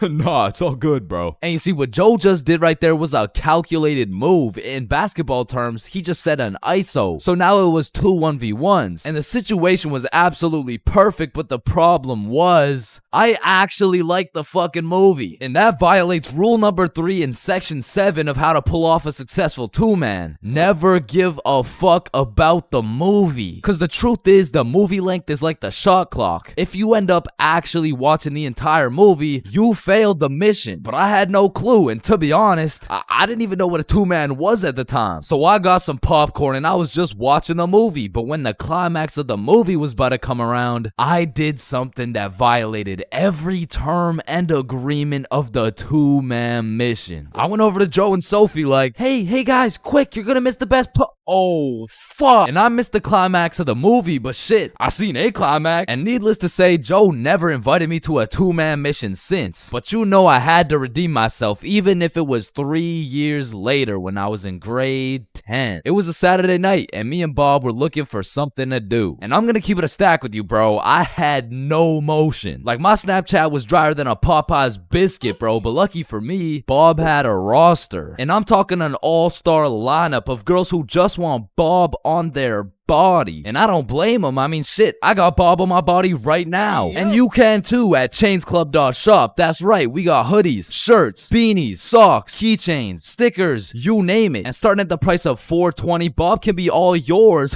Or if you want me, I wouldn't mind being on your keychain or something.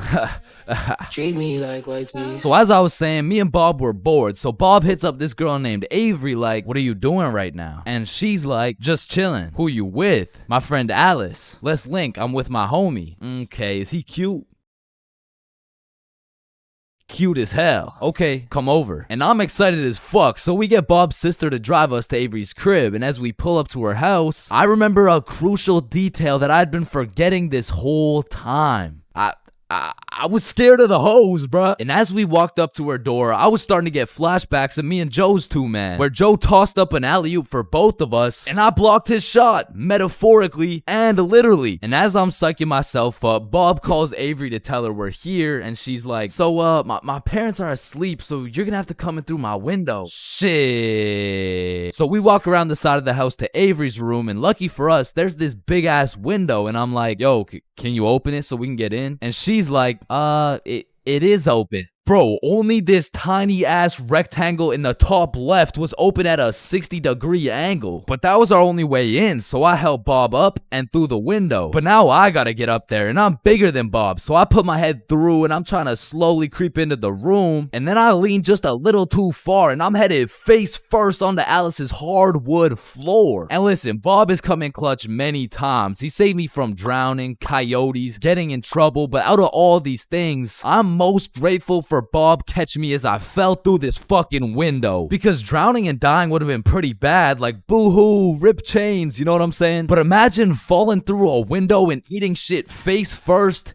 in front of the hose. Like, I would have preferred the drowning, bro. But after that close call, I was a little flabbergasted, you know what I'm saying? But Alice has the audacity to ask me this loaded ass question like, oh hey, what's your name? Me? Yeah, you. It's the name's for real.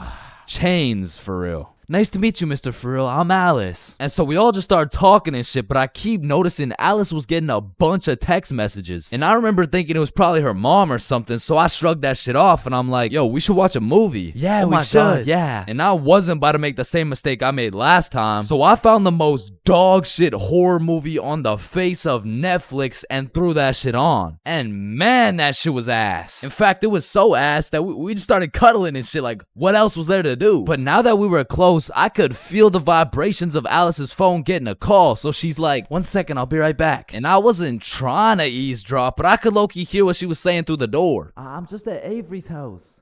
We're watching a movie. Oh my god, okay, that's fine.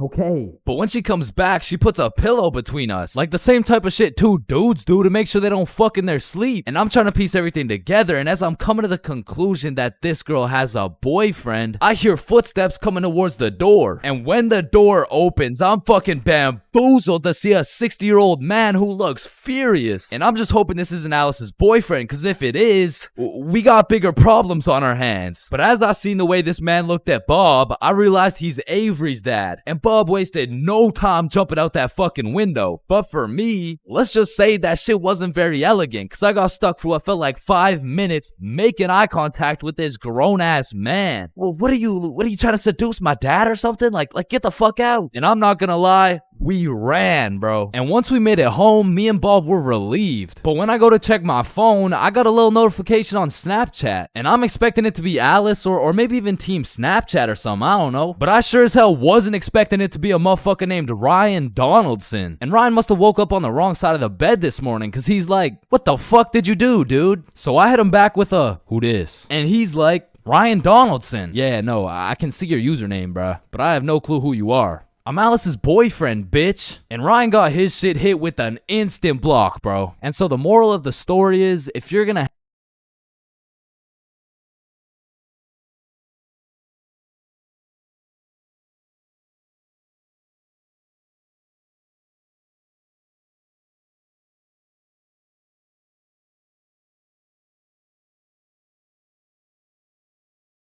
when you link a girl and you both bring a friend, man, what could possibly be better than a 2-man mission? 3-man mission. And when you go on a 3-man mission, you need to be able to trust those homies with your life, bro. Cause I don't know why, but 100% of the time you go on a 3-man mission, somebody's gotta take one for the team, bro. Like, it's just inevitable. And if your homie isn't willing to eat the shit sandwich in order to see the gang succeed, the entirety of the gang is eating the shit sandwich, bro. And on top of that, you need your homies to have your back when you crack a shitty ass joke. Cause if you're in a group of 6 people and not a soul laughs, nah, you're done, bro. Like, you're cooked. You're sauteed, bro. Like, pack it up. It's over with. Like, yo guys, what do you get when you mix human DNA with goat DNA? Oh my god, what do you get? Wait, no, let me guess. No, I don't know. What do you get? Kicked out the petting zoo. Fuck, I sold. Actually, that's a really good joke. Facts. Wait, it was? And lucky for me, I got the 2 most perfect dudes for the job. Bob and Billy, so you know we were no strangers to the game. Like, we had 99 chemistry, bro. We were like Jordan, Pippen, and Rodman, setting up these plays, passing, alley-ooping, and dunking that shit. In these streets, they called us the real Big Three. And one day, the real Big Three hopped on a plane to Mexico. And this story takes place way back. Like a month ago. And this story doesn't just contain one 3-man, not 2 3-mans, but 3 different 3-man missions. And with these 3 different chances, will me, Bob, and Billy be able to find love in Mexico? Or will we get set up and kidnapped by the cartel? Find out coming up on this episode of Billy, Bob, and Chains. Wait a minute. So, boom, we get to Mexico and we're staying at an Airbnb. So we start with all the essentials. We unpack, get some food, check out the rooms, download Tinder, play some music, get settled in, you know, shit like that. And some of you may be thinking, damn, Chains, Tinder? Shit, I didn't know you were down bad like that. And let me just clear this up, all right? I'm not, okay? I'm down horrendous. And you really don't know me at all if you thought I was gonna leave Mexico without running a 3-man with the homies. So I'm just doing what I gotta do. Don't hate the player, hate the game. So we got there on a Monday, and for the first few days, we're exploring, we're trying some food, going to the beaches. It's great, you know, a bunch of nice and relaxing shit. But at night, it was grind time, bro. I was swiping more than a girl with daddy's money, and I was shooting more shots than Drizzy Drake at his local middle school. So by the time Thursday rolled around, I secured the first 3-man mission of the trip. And when I told the boys, they were hyped as fuck. I mean, Bob was so excited, dude almost made a facial expression. So before we went out, we had to get teed up. And lucky for us, we spent half our food budget on a few bottles of vodka. So we're absolutely down in that shit until our Uber pulls up. We hop in the Uber and get dropped off by some bars where we plan to meet the girls. Now keep in mind, at this point, all I've seen of this girl is pictures. And you know there's a brutal catfishing epidemic going on. So let's just say it's completely in the realm of possibility that I set up a link with 3 big buff Mexican dudes. And Lord knows I'm crossing my fingers. Hopefully there's like no big buff Mexican. I don't want the big buff Mexican dude. So my heart dropped to my balls when I got a tap on my shoulder and turned around to see a not so buff Mexican dude with another not so buff Mexican dude with the 3 girls. Oh, hey. Oh, no, don't worry. These are just my friends, by the way. Hey. Oh, shit. That makes Okay, sense. yeah, what's up? And not only was I relieved that she wasn't a jack dude, but she was fine, nice, and she spoke English. Same with Bob's girl and Billy. Yeah, nah, he had to take one for the team for sure. Hey, bro, I'm sorry, but this is just the way the cookie crumbled. Shit, bro. Can we get another cookie? It's too late, bro. It's already crumbled. And Billy took that shit like a champ, bro. So all 8 of us go to a bar and we're just talking, getting to know each other and shit. And I notice Billy just keeps the tequila shots coming. I mean, we were only 10 minutes into the conversation, but this dude is 10 shots deep at this point. And all of a sudden, this dude starts laying down that Google Translate riz, and he's dropping hard eye emojis and shit, and I'm like, damn, respect. I mean, he's taking this extremely well. And after about 30 minutes of talking to this girl, I look over at Billy and I start to see some wild ass emojis being thrown around. Like, oh shit, Bob. Yo, I think Billy forgot he's the one taking one for the team. So me and Bob cut him off of the tequila, and then my girl is like, hey, do you guys want to come over to our place? Yeah, hell yeah! Is he alright? Yeah, he's fine. So we hop in their whip and go to their crib. And at this point, it's getting kind of late. So we're just chilling, listening to music and things of that nature. When me and Bob realize Billy and his girl are nowhere to be seen. So I turn to Bob and I'm like, yo, should we stop him?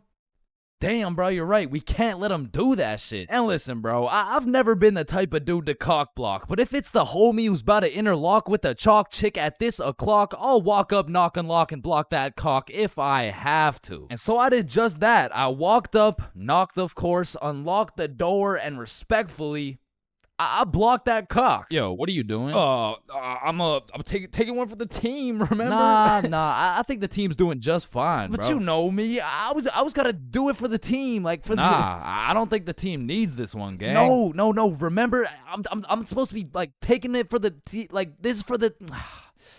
Yeah, you right. Let's just go home, Billy. No, wait. Well, how are we gonna get home? We're in Mexico. Man, shut the. So we said our goodbyes, got in the Uber, and man, I felt like a basketball coach whose son just lost to a special needs team, bro. Hey, listen, bro. I had a lot of tequila tonight. I'm sorry. I just Billy, I'm not mad. I'm just disappointed. Damn, bro.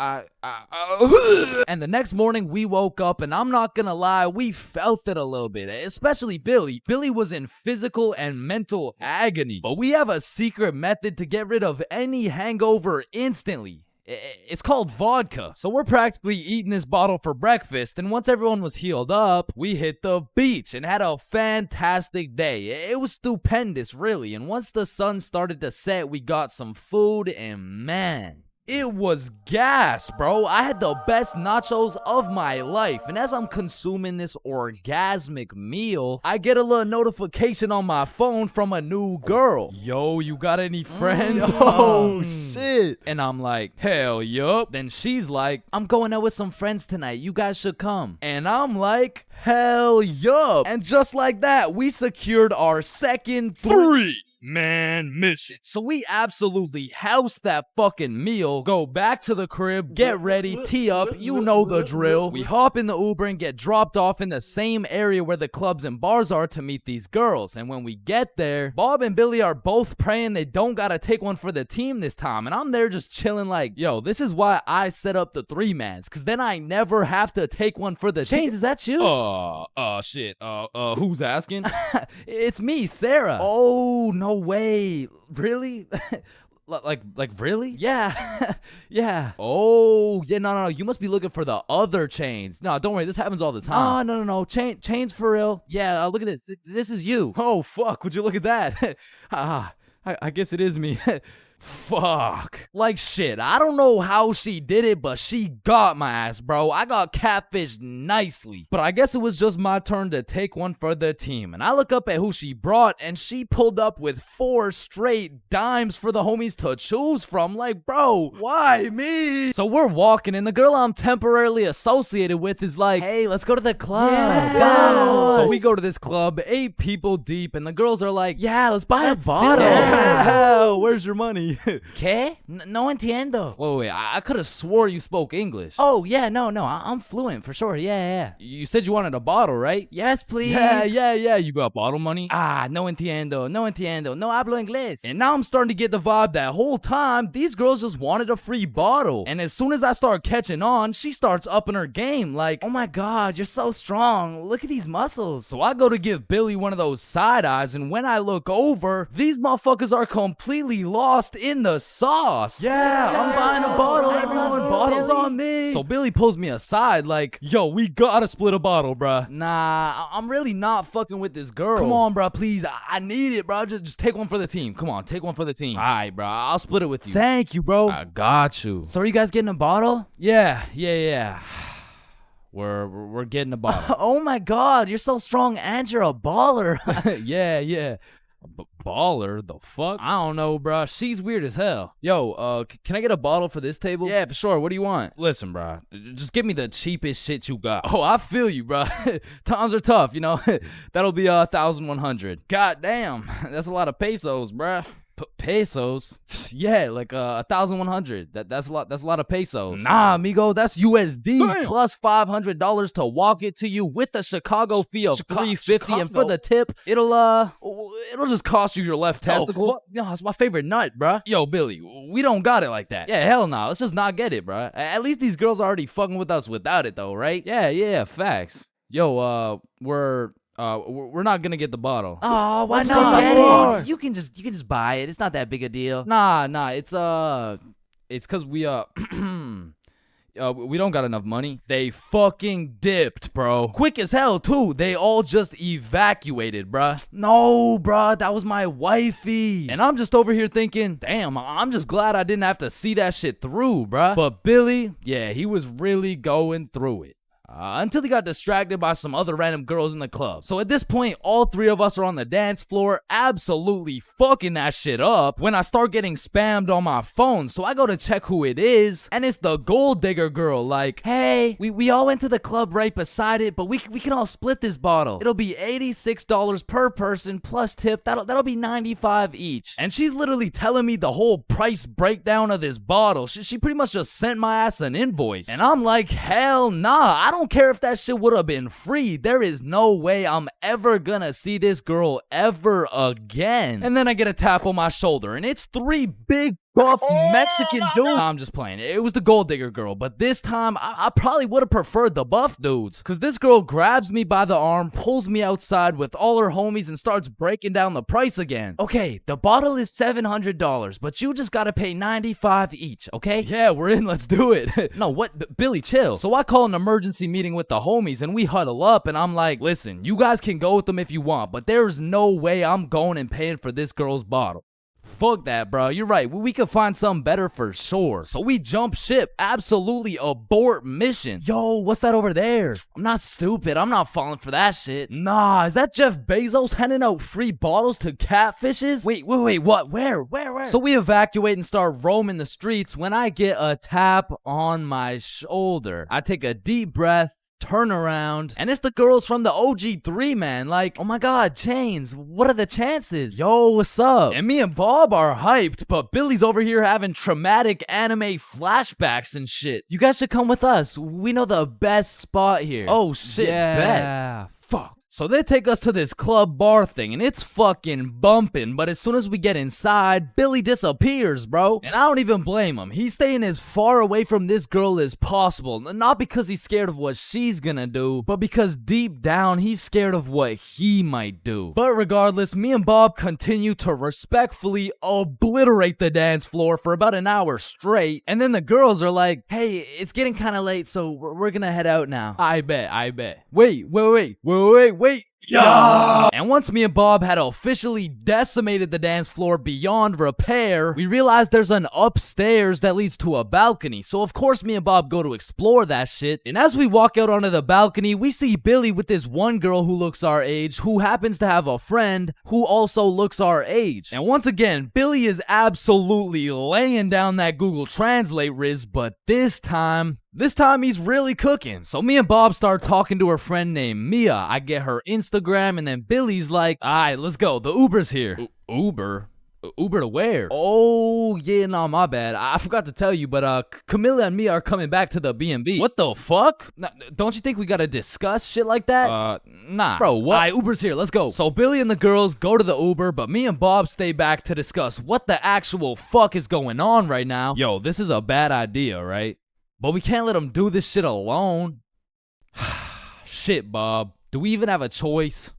So we leave the bar and start walking to the Uber when this girl stops me and she's like, hi, what's your name? Oh, I'm Chains. What's your name? Oh, my name's Sophia. And Sophia's trying to make some small talk and shit like that, but Billy's already waiting in the Uber. So I'm like, well, it was nice to meet you, but I gotta go. Oh, well, let me get your Instagram real quick. So I give her my phone, she follows herself, and then gives me my phone back. And when I lay my eyes on the screen, I realize we have a mutual. And I'm just surprised because we're in Mexico, bruh. So I go to check who it is, and it's Mia. And at this moment, everything started piecing itself together to make our third three-man mission. So I'm like, yo, you know Mia? Oh, Mia? That's like my best friend. Why? Word? You mean this Mia? No oh my god, way. Mia. So Sophia hops in the whip and we're all just talking, and then Mia says, yeah, so like, we don't have work tomorrow. Oh shit. Do you guys work together? Yeah, we do. Damn, what do you guys do? Oh, you know, we dance. What, where do you guys dance? Like in the club? Oh shit. Yeah. That's what's up. Yo, how old are you guys, by the way? 21. 24? 25. Damn! Sorry, do you guys happen to have any, kids by chance? Of course, I have two. I have a baby boy. One of them is years old. 3-year-old boy. I also have two daughters. Oh, fuck. Yo, Bob, you think it's too late to, abort mission? And I don't know how, but none of that information seemed to faze Billy in the slightest. Cause now he's out here making out with this girl like, fuck them kids, bro. And the whole car ride, I'm just thinking, what the fuck is going on, bruh? But soon enough, we arrive. We all hop out of the whip, go to our B&B, put in the code for the lockbox, get the key, unlock the door, and go inside. Now for context, the crib had 2 couches and a master bedroom. And that bedroom is where I used to sleep, and I say used to because as soon as we got to the B&B, Billy and Camila went straight to my room and start playing patty cake loud as hell too, and so all of us are just sitting on the couch like hola ¿Cómo estás? Fuck. And this motherfucker Billy was just making up for every single time he had to take one for the team. And after the longest 20 minutes of my life, Billy walks out of the room smiling from ear to ear like, what? Well, why's everyone looking at me? Shit, you guys could hear that? Then Billy cops the girls an Uber, they dip, and I'm looking at Billy like, bro, what the actual fuck just happened? Hey man, listen, it's just the way the cookie crumbles. Nah, bro, you are crazy. And at this point, it was probably 4 a.m. or something. So I go to my room to look at where I'm supposed to sleep, and there's a bunch of looped up rappers on my bed, and I'm not talking Diddy. So needless to say, after a long night, I slept on the couch, and we all woke up rotten, bro. So rotten, even the vodka method wouldn't work. So we decided if anything could make us feel better, it would be a plate of the world's best nachos. So we get ready, leave the crib, and then Billy's like, yo, who's got the key? Shit, I don't got it. Bob, you got it?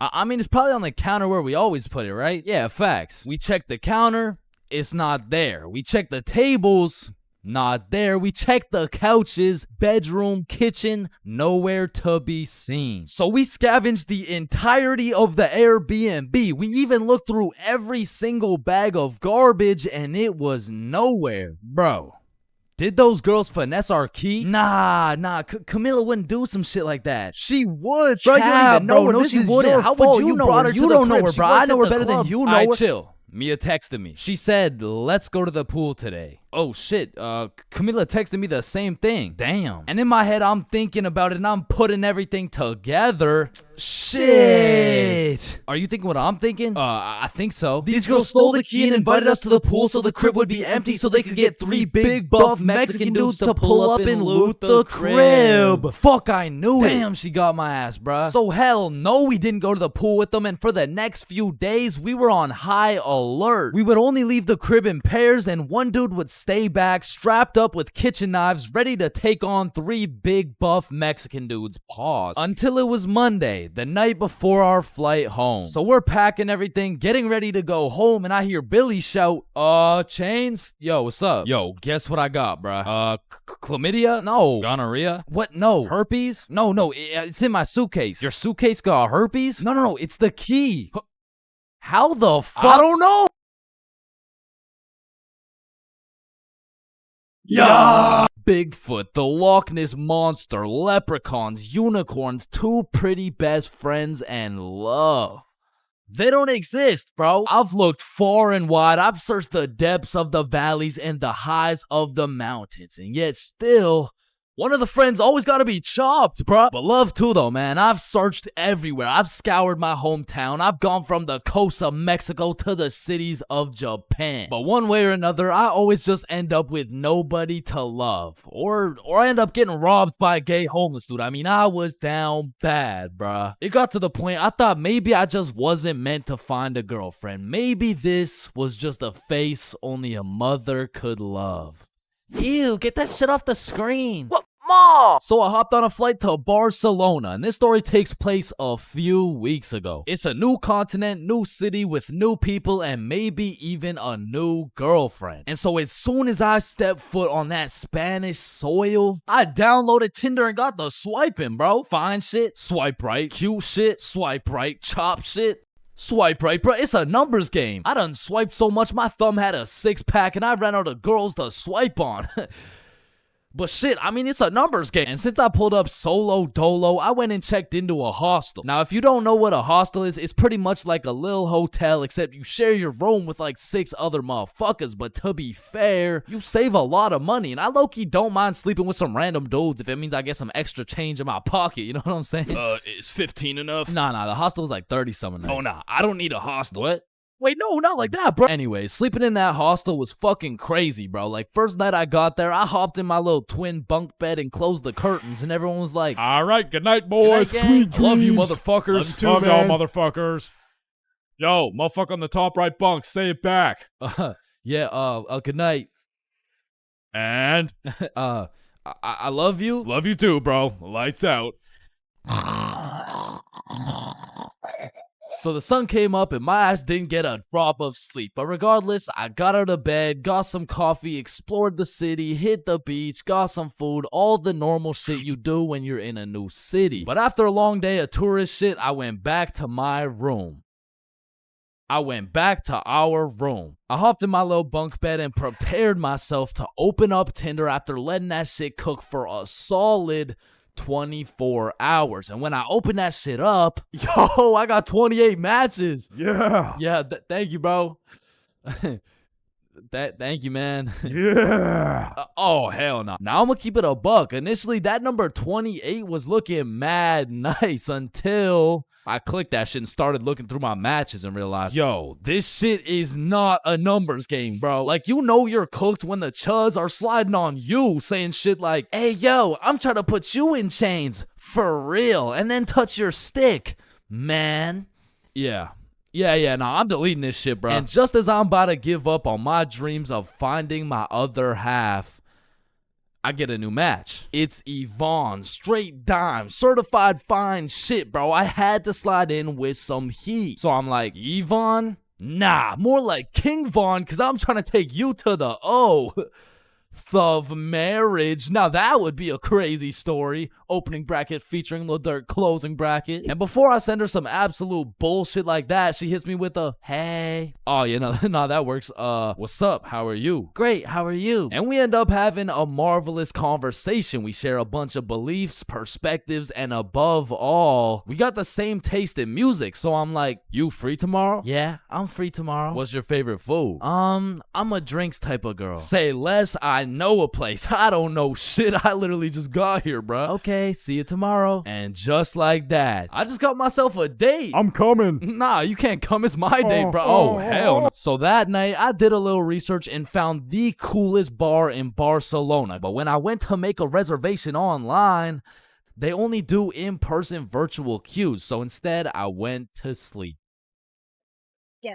Ever heard of jerkness? So the next day, I woke up with some pep in my goddamn step. I looked at some fire architecture. I hit a mean leg day, ate some gas Spanish food, and before I knew it, it was time to get ready for my date. So I hopped in the shower, put on my toughest fit, sprayed on a little Valentino, hopped into Uber, and arrived at the bar 30 minutes early. So this way, I could join the virtual queue in order to get into the bar at 9 p.m. sharp. So I'm waiting outside and Fine Shit messages me like, yo, I'm gonna be a little bit late. I'm still doing my hair. And I'm all like, that's no problem. I know some people. I can make some calls. Don't worry about it. So I walk up to the security out front like, yo, so Fine Shit says she's gonna be a little bit late. Can I change the time or something? Nah, bro, just rejoin. I bet. So I rejoin, go sit outside and wait, and then I get another text message. I'm so sorry, but my makeup took longer than I thought, so I'm gonna be a little extra late. So I walk up, rejoin the queue, and security's like, yo, what's going on? It's nothing. Fine Shit's makeup took a little longer than expected, you know. Hey, listen, man. This Fine Shit of yours, you sure she's even coming? Nah, yeah. Nah, of course, that's Fine Shit. She's coming. So I go back and sit down outside, but looking back, I definitely gave her the benefit of the doubt, but that was her first red flag. So now it's about 9:40 p.m. and I get a text message from Yvonne that reads, I'm here. So I go to link with Yvonne for the moment of truth, whether or not I'm about to go on a date with Fine Shit or 50-year-old neck-bearded catfish shit. And fortunately for me, no catfish. Chains. Yo. Hey. What's up? Now, the virtual queue still had 10 minutes before we could get in, so we go and sit down outside and have a little chat. And it's a great conversation. We got a lot to talk about, and the vibes are there. So you could travel to Barcelona alone. What do you do? Is it daddy's money? Yeah, it's daddy's money. Ah, okay, interesting. But I'm daddy. Yeah, I need to drink some alcohol. Yeah, me too. me too. My phone beeps and it's our turn to go inside, but this is no regular bar. So I'm like, yo, just follow me. So we enter this pastrami shop. I open the fridge. We go inside and we go through this tunnel that leads us to the bar. We order our drinks and continue talking. Okay, so if it's not daddy's money, then what do you do? And so obviously, I just told her like, OnlyFans. You're lying. I am dead ass serious. My meat is all over the worldwide net. What? No way.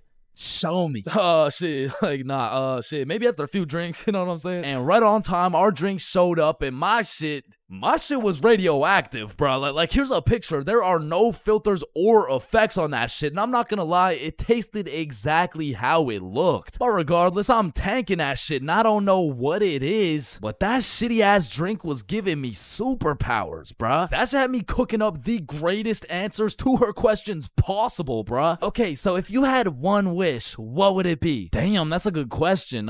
Shit. Okay, if I had one wish, period cramps. What? I would rid the world of period cramps, man. I hate the fact that they exist. Just even thinking about it, like, ooh, they sure do get me riled up, man. I hate them. Wait.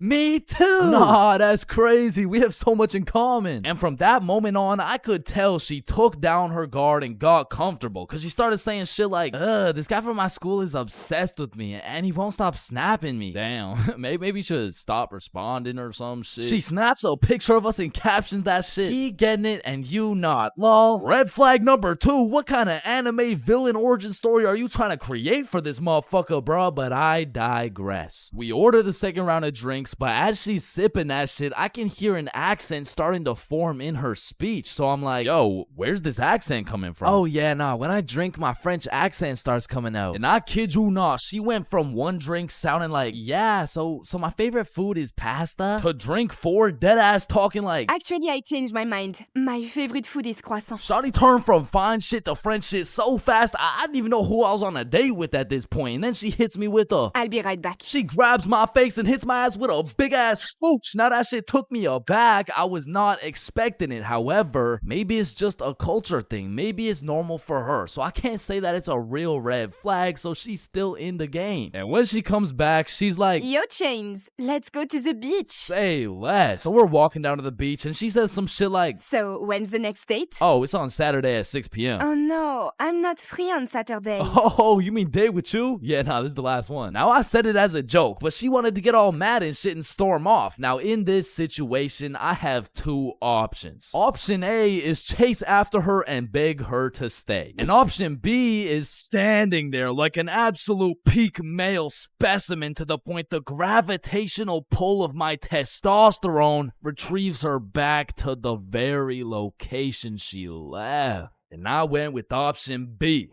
And she came back, bruh. You're supposed to chase after me. It's like a French thing. Ah, okay. I'm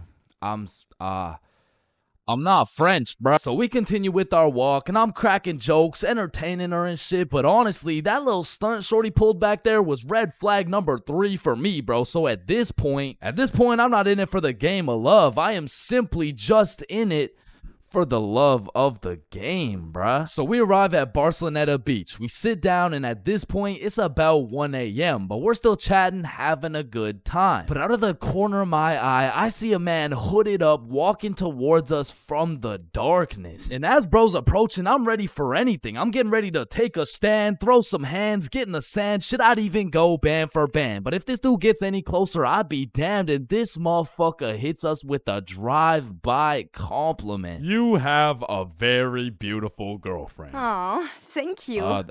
Thank you? Damn, do you think he'll find a girlfriend beautiful like me? Yeah, nah, he seems like a great dude. I'm sure he could find somebody. What?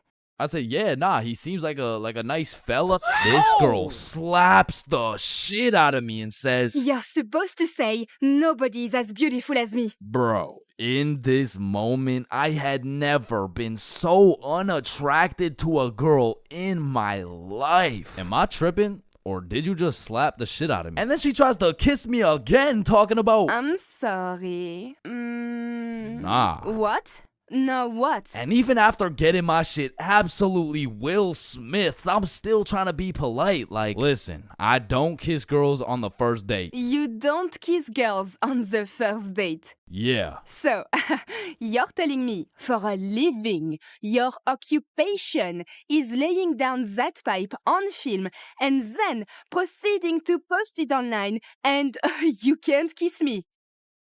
Type shit. And she storms off, bro, but I know exactly what to do to solve this problem, so I stand there like an absolute peak male specimen to conjure up that same gravitational pull, and she's still walking, bro. She just kept walking. She got on the bus. She dipped, bro. She left. Damn. And as the bus disappears in the distance, I hear a motherfucker say, yo, you from here? Nah, I'm just visiting. Oh, shit, okay, us too. You know where the good clubs are at? Yeah, I mean, I heard all the good ones are like right there, bro. Oh, shit, bet. Okay, we're about to go hit those if you're trying to pull up, bro.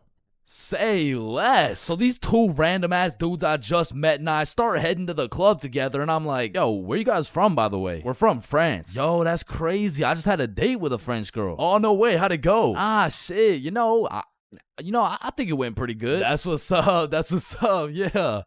So why's your cheek so red? Oh, I mean, she just slapped the shit out of me. Wait, she what? Nah, I mean, it's probably just a French thing. You know what I'm saying? Nah, not a French thing. You just got assaulted. Aw, shit. So me and the new French homies pull up to the club and it's jumping, bruh. We start taking shots, shooting shots, airballing shots, and then I get a bunch of voice messages from Yvonne talking about, All the good feelings I had for you are gone. You are a literal piece of shit.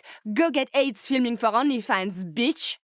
oh, hell no. Okay, wait, She let me believe respond. that shit? And I'm drunk as hell trying to say a nice response. Like, you know, like, it really is the type of shit where, like type shit. Like, and the French homies take my phone and start cooking her ass in French. Now, I didn't understand a single word that came out of their mouths, but it sounded like homies just dropped a career-ending diss track on her. And I say that because as soon as she opened it, she blocked my ass, bruh. Hey, bruh, you know what they say. What do they say? Getting blocked's a whole lot better than getting cocked. What? There is no way they say that. Yo, 3-man alert, 3-man alert. So the two homies start laying down that French riz, and that shit hit so hard, I just got a free entry, bruh.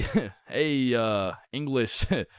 Room for one more? So the six of us absolutely fucked the club up, went out for some 4 a.m. churros, dipped in chocolate, and man, that shit hit harder than Yvonne, bro. So at the end of the day, even if I didn't end up finding love in Barcelona, there is one thing I did find. I did find out how Chris Rock felt. God damn.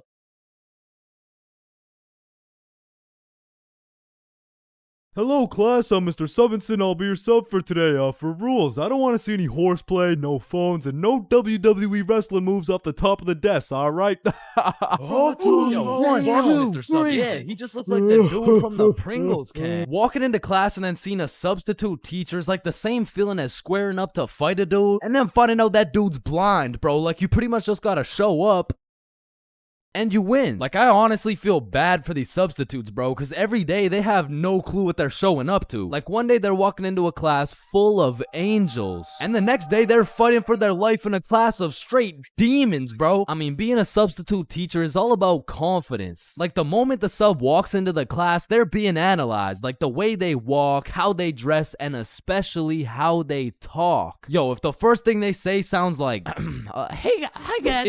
It's raps, bro. If you start the class sounding like an intro to an 8-year-old's Minecraft Let's Play, paper's gonna be thrown, pencils are gonna be thrown, fucking dudes are gonna be thrown, like, it's gonna be straight anarchy, bro. But when the sub walks in the room with a little pep in his step, a little drip in his fit, and most importantly, he starts the class sounding like he's done this shit before. Hey guys, I'm Mr. Peppinson, and today we mean business. All of a sudden, people are listening. Everyone except for one man, the class clown. He's gonna see that confidence as a challenge, and bro's gonna start testing the waters to see if this sub is really about it. And that is how Y equals MC squared. Any questions? Yeah, blue hat. Yeah, Mr. Peppinson, why are you built like that? Oh, you mean built like The Rock? Yeah, these are called muscles. You'll learn about them when you hit puberty. But bro, I'm in grade 11. I've already hit puberty. Yeah, nah. That's not what your peach fuzz mustache is telling me, buddy. Okay, well, your hairline is telling me it's going on a vacation, bruh. Alright, let's see your shit then. Yeah, like, it's not bad.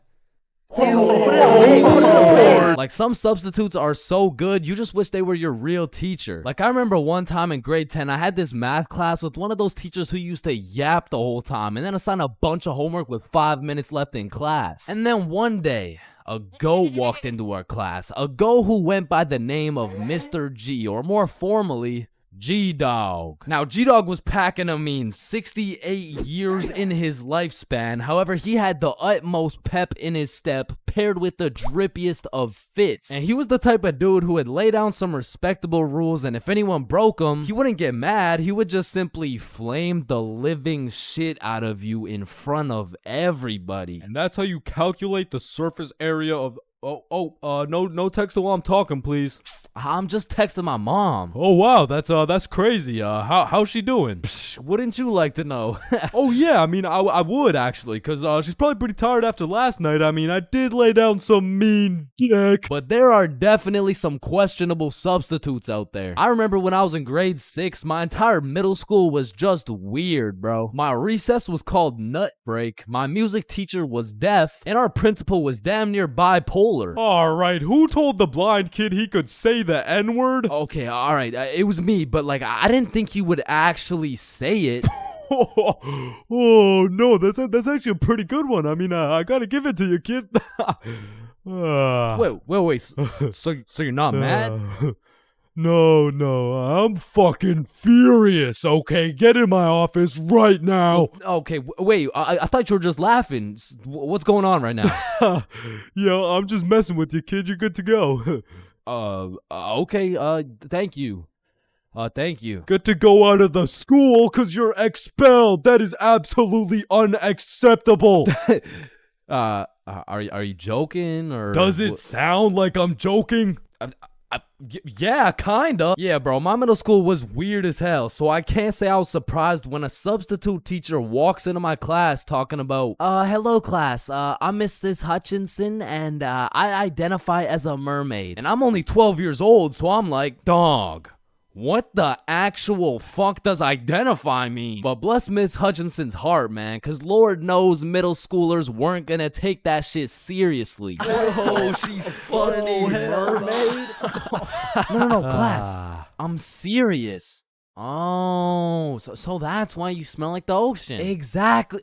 Wait, what? And I remember one time this sub walked into our class and I could have swore they just found this motherfucker on the side of the street, bro. He walked in sagging like crazy, and if he even went to school, this motherfucker most definitely cheated his way through, bro. Yo, hey class. Like, what are we doing today? I mean, shit. You're the teacher. Oh yeah, right. So what'd you guys learn about yesterday? We were learning about agriculture. Oh yeah. Yeah. And I think you're right too, because you know the culture we live in right now is very angry, and the anger culture just needs to take a chill pill. You know what I'm saying? Any questions about that? What's a chill pill? Oh, yup, I'm glad you asked. Okay, see, I actually know a guy who can hook you up with some. Just meet me in the parking lot at lunch. Mr. Saginson, are you trying to sell us drugs right now? No. Well, I mean, yeah, but it's for chemistry with neuroscience, or I mean, like for microbiology or something like that. And these substitute teachers seem to butcher every single name on the attendance. I mean, shit's gotta be on purpose at this point. Like, hello class. I'm just gonna do some attendance really quick. Correct me if I get your name wrong, okay? Horda Hansa. Is Horda Hansa here? Okay. I mean, my name's Jordan Johnson. Well, you're absent now, so you gotta speak up sooner next time. Wait, what the fuck? Maya? Is Maya present? It's Mia. Wow, quite the name you got there. It's spelled kind of weird, no? No, it's not. It's literally 3 letters. Ariana? Is Ariana here? Sorry, it's Ariana. Okay, and like, what's your point? That's just how it's pronounced. Juwan? Is there Juwan in the room? It's Juan. No, Juwan. And some subs be walking into your class with the most bullshit rules ever. Like, hey, Mr. Subinson, can I go to the washroom? Does your teacher usually let you go to the washroom? I mean, yeah. I think you legally have to. I don't believe it. Sit your ass down and get to work. Wait, Mr. Subinson. Respectfully, I'm about to shit my pants here. Wait, does your teacher usually let you do that? What, shit my pants? Yeah. Yeah? Alright, I'll allow it. Hey, who the fuck is this guy? And I feel like there's no greater sense of community among a class than when a substitute teacher comes in. The entire class just comes together to gaslight the fuck out of this poor substitute. I remember one time in grade 10, me and my homie had a sub come in who was giving us this multiple choice test. And my homie was the type of dude who'd be getting 0% on everything, and the way his grades were looking, he just couldn't afford to fail another test. So what he did, I just need to preface, I do not condone. But from the moment the teacher walked in, he acted like he needed a little extra help. You know what I'm saying? And to be honest, he put on a spectacular performance. I mean, someone either needs to get this man an Oscar or a diagnosis, bro. And I just acted normal, but I guess by proxy, I got a little extra help. And I don't know what that says about me, but I do know what it means. It means the substitute teacher walked out of that class happy she was able to help 2 students in need. And it also means me and my homie both walked out of that class with 100% on our tests. There's a lot of things in life that I don't really understand, but if there's one thing I can truly comprehend, it's being grounded. Because in my time, I've served a total of 547 days and 16 hours in the slammer. And through a year and a half of extensive first-hand research, I've come to the professional conclusion that getting grounded is straight ass, bro. You're locked in your room with no phone, no computer. Like, what do you want me to do? Think about my actions?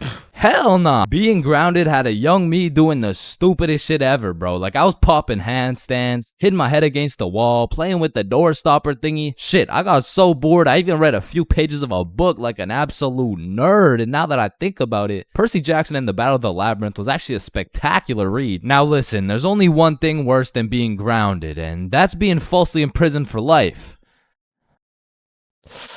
Well, now that I think about it, there's a lot of things worse than being grounded, but one of which is being grounded during summer, bro. There's something about being able to hear all the happy children, the ice cream trucks, your homies having fun, the hoes throwing rocks at your window, asking you to come outside, or you just cry yourself to sleep because there never was any hoes throwing rocks at your window asking you to come outside. It's just you, your Percy Jackson books, some used toilet paper, and the existential thoughts in your head questioning if it's even worth it. And listen, I'm sure everyone can pick up on the fact that I'm a really intelligent dude. Smart all around, really, but trust me when I say, I wasn't always this smart, bro. In fact, in kindergarten, my dumbass fully believed with my whole heart that being grounded meant your parents would just dig a decent-sized hole in your backyard, toss you in, and bury you alive for the time being. And so I'm sure you could imagine my surprise when my OG friend of 5 days said, yeah, I got grounded for 2 whole weeks. Holy fucking shitballs, dude, are you okay? No, man, it's really hard. I didn't get to touch any of my toys or anything. Damn, how long ago was that, man? Oh, I'm still grounded. What?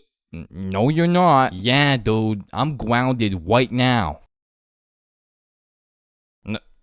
No, the fuck you're not. And I wouldn't truly find out what being grounded was until 7 years later. I was in grade 7. It was a beautiful sunny summer day at approximately 11 a.m. and me and the boys were freely roaming our city. Little did I know, we wouldn't be free for long. And as the boys and I roamed the city looking for a move, one of Bob's girls calls him up and is like, okay, so my friend Becky is in Hawaii for a few days with her family, and she said I could bring you over. And just like that, Bob could have wrapped it up and claimed some cheeks. But the boy Bob was never one to leave the homies behind. So not only did he convince his girl to let us come, but he went above and beyond. He got his girl to bring some of her friends over too. And now we're hyped because we had now located the move, and quite a marvelous move if I do say so myself. Now keep in mind, all of us knew Becky and had been to Becky's house many times before, but Becky was all the way in Hawaii, so she had no clue about the marvelous move about to take place at her own crib. But regardless, me and the homies walk into Becky's crib and they low-key got a little get-together in the works. I see Bob's girl, I see Bob's girl's friends, and then I see a mutual friend of mine named Dennis. And he brought his girl. Now, a little backstory about Dennis. Dennis was 2 years older than me, making him in high school. And to be fair, from grade 7 to high school is a colossal difference. Dennis was taller, had a more developed frame, and Dennis even had some facial hair in progress. The amount of facial hair that put my peach fuzz to shame. And to put it quite simply,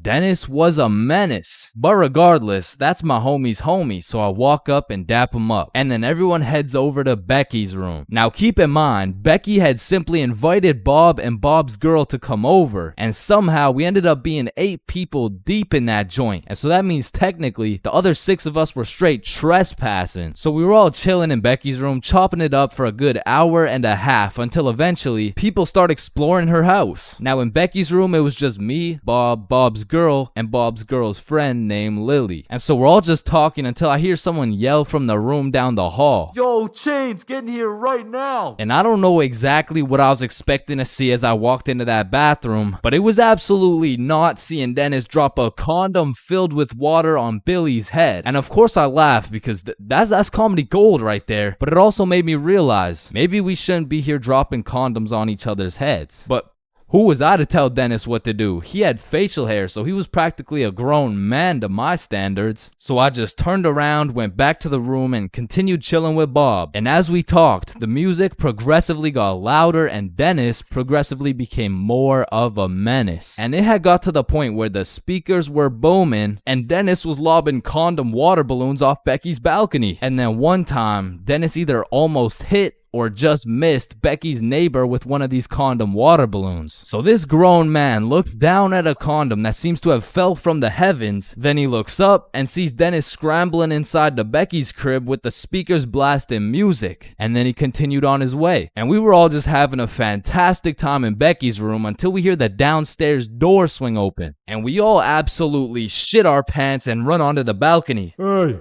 I just texted the family who lives here and they said no one is supposed to be in the house. Everyone needs to leave right now or I'm calling the cops. And that's exactly what we did. No messing around, we were out that hoe. And we all went to Bob's girl's house for an emergency meeting because we were all scared as fuck. And now Bob's girl and Becky are texting and Becky's like, my parents are pissed. They want to talk to everyone's parents and they know how many people were there. So we all devise a foolproof plan. Okay, we give Becky our phone numbers, tell it's our parents' phone numbers, and we act super disappointed in our children. We all agreed on this plan and the emergency meeting was dismissed. And over the next few days, we all got texts from a very unhappy Becky's father, who made sure to specify the amount of condoms that were found in the bathtub. We all respond with some bullshit along the lines of, hello, Mr. Beckerson.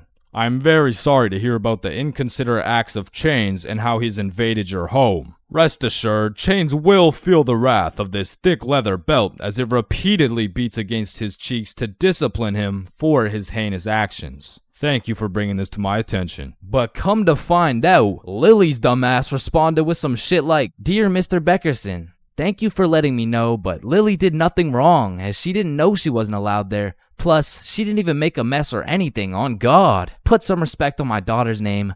Period. And just like that, our foolproof plan got fucked. And Becky's father texted each of us saying, you are coming to the house at 3:15 p.m. today or I'm calling the cops. And shit, looking back, Becky's father was most definitely bluffing. Like, say I didn't go, what was he gonna tell the cops? 911, what's your emergency? Hey, there was 8 kids who invaded my home 3 days ago. Okay, sir, did they break in? No, no, my daughter gave them the key. Sir, why the fuck are you calling 911? There was condoms in the bathtub. But like I said, I wasn't very smart and I didn't have the brain capacity to think that far ahead. So everyone shows up to the house and Becky's father sits us down and makes each of us individually call our parents and explain what we had done. And I went first. Hey mom, so I went to Becky's house the other day, but she was in Hawaii and I wasn't really invited. And there was condoms in the bathtub. Needless to say, we all got our shit whooped and I received my very first grounding with the sentence of 1 month in the slammer.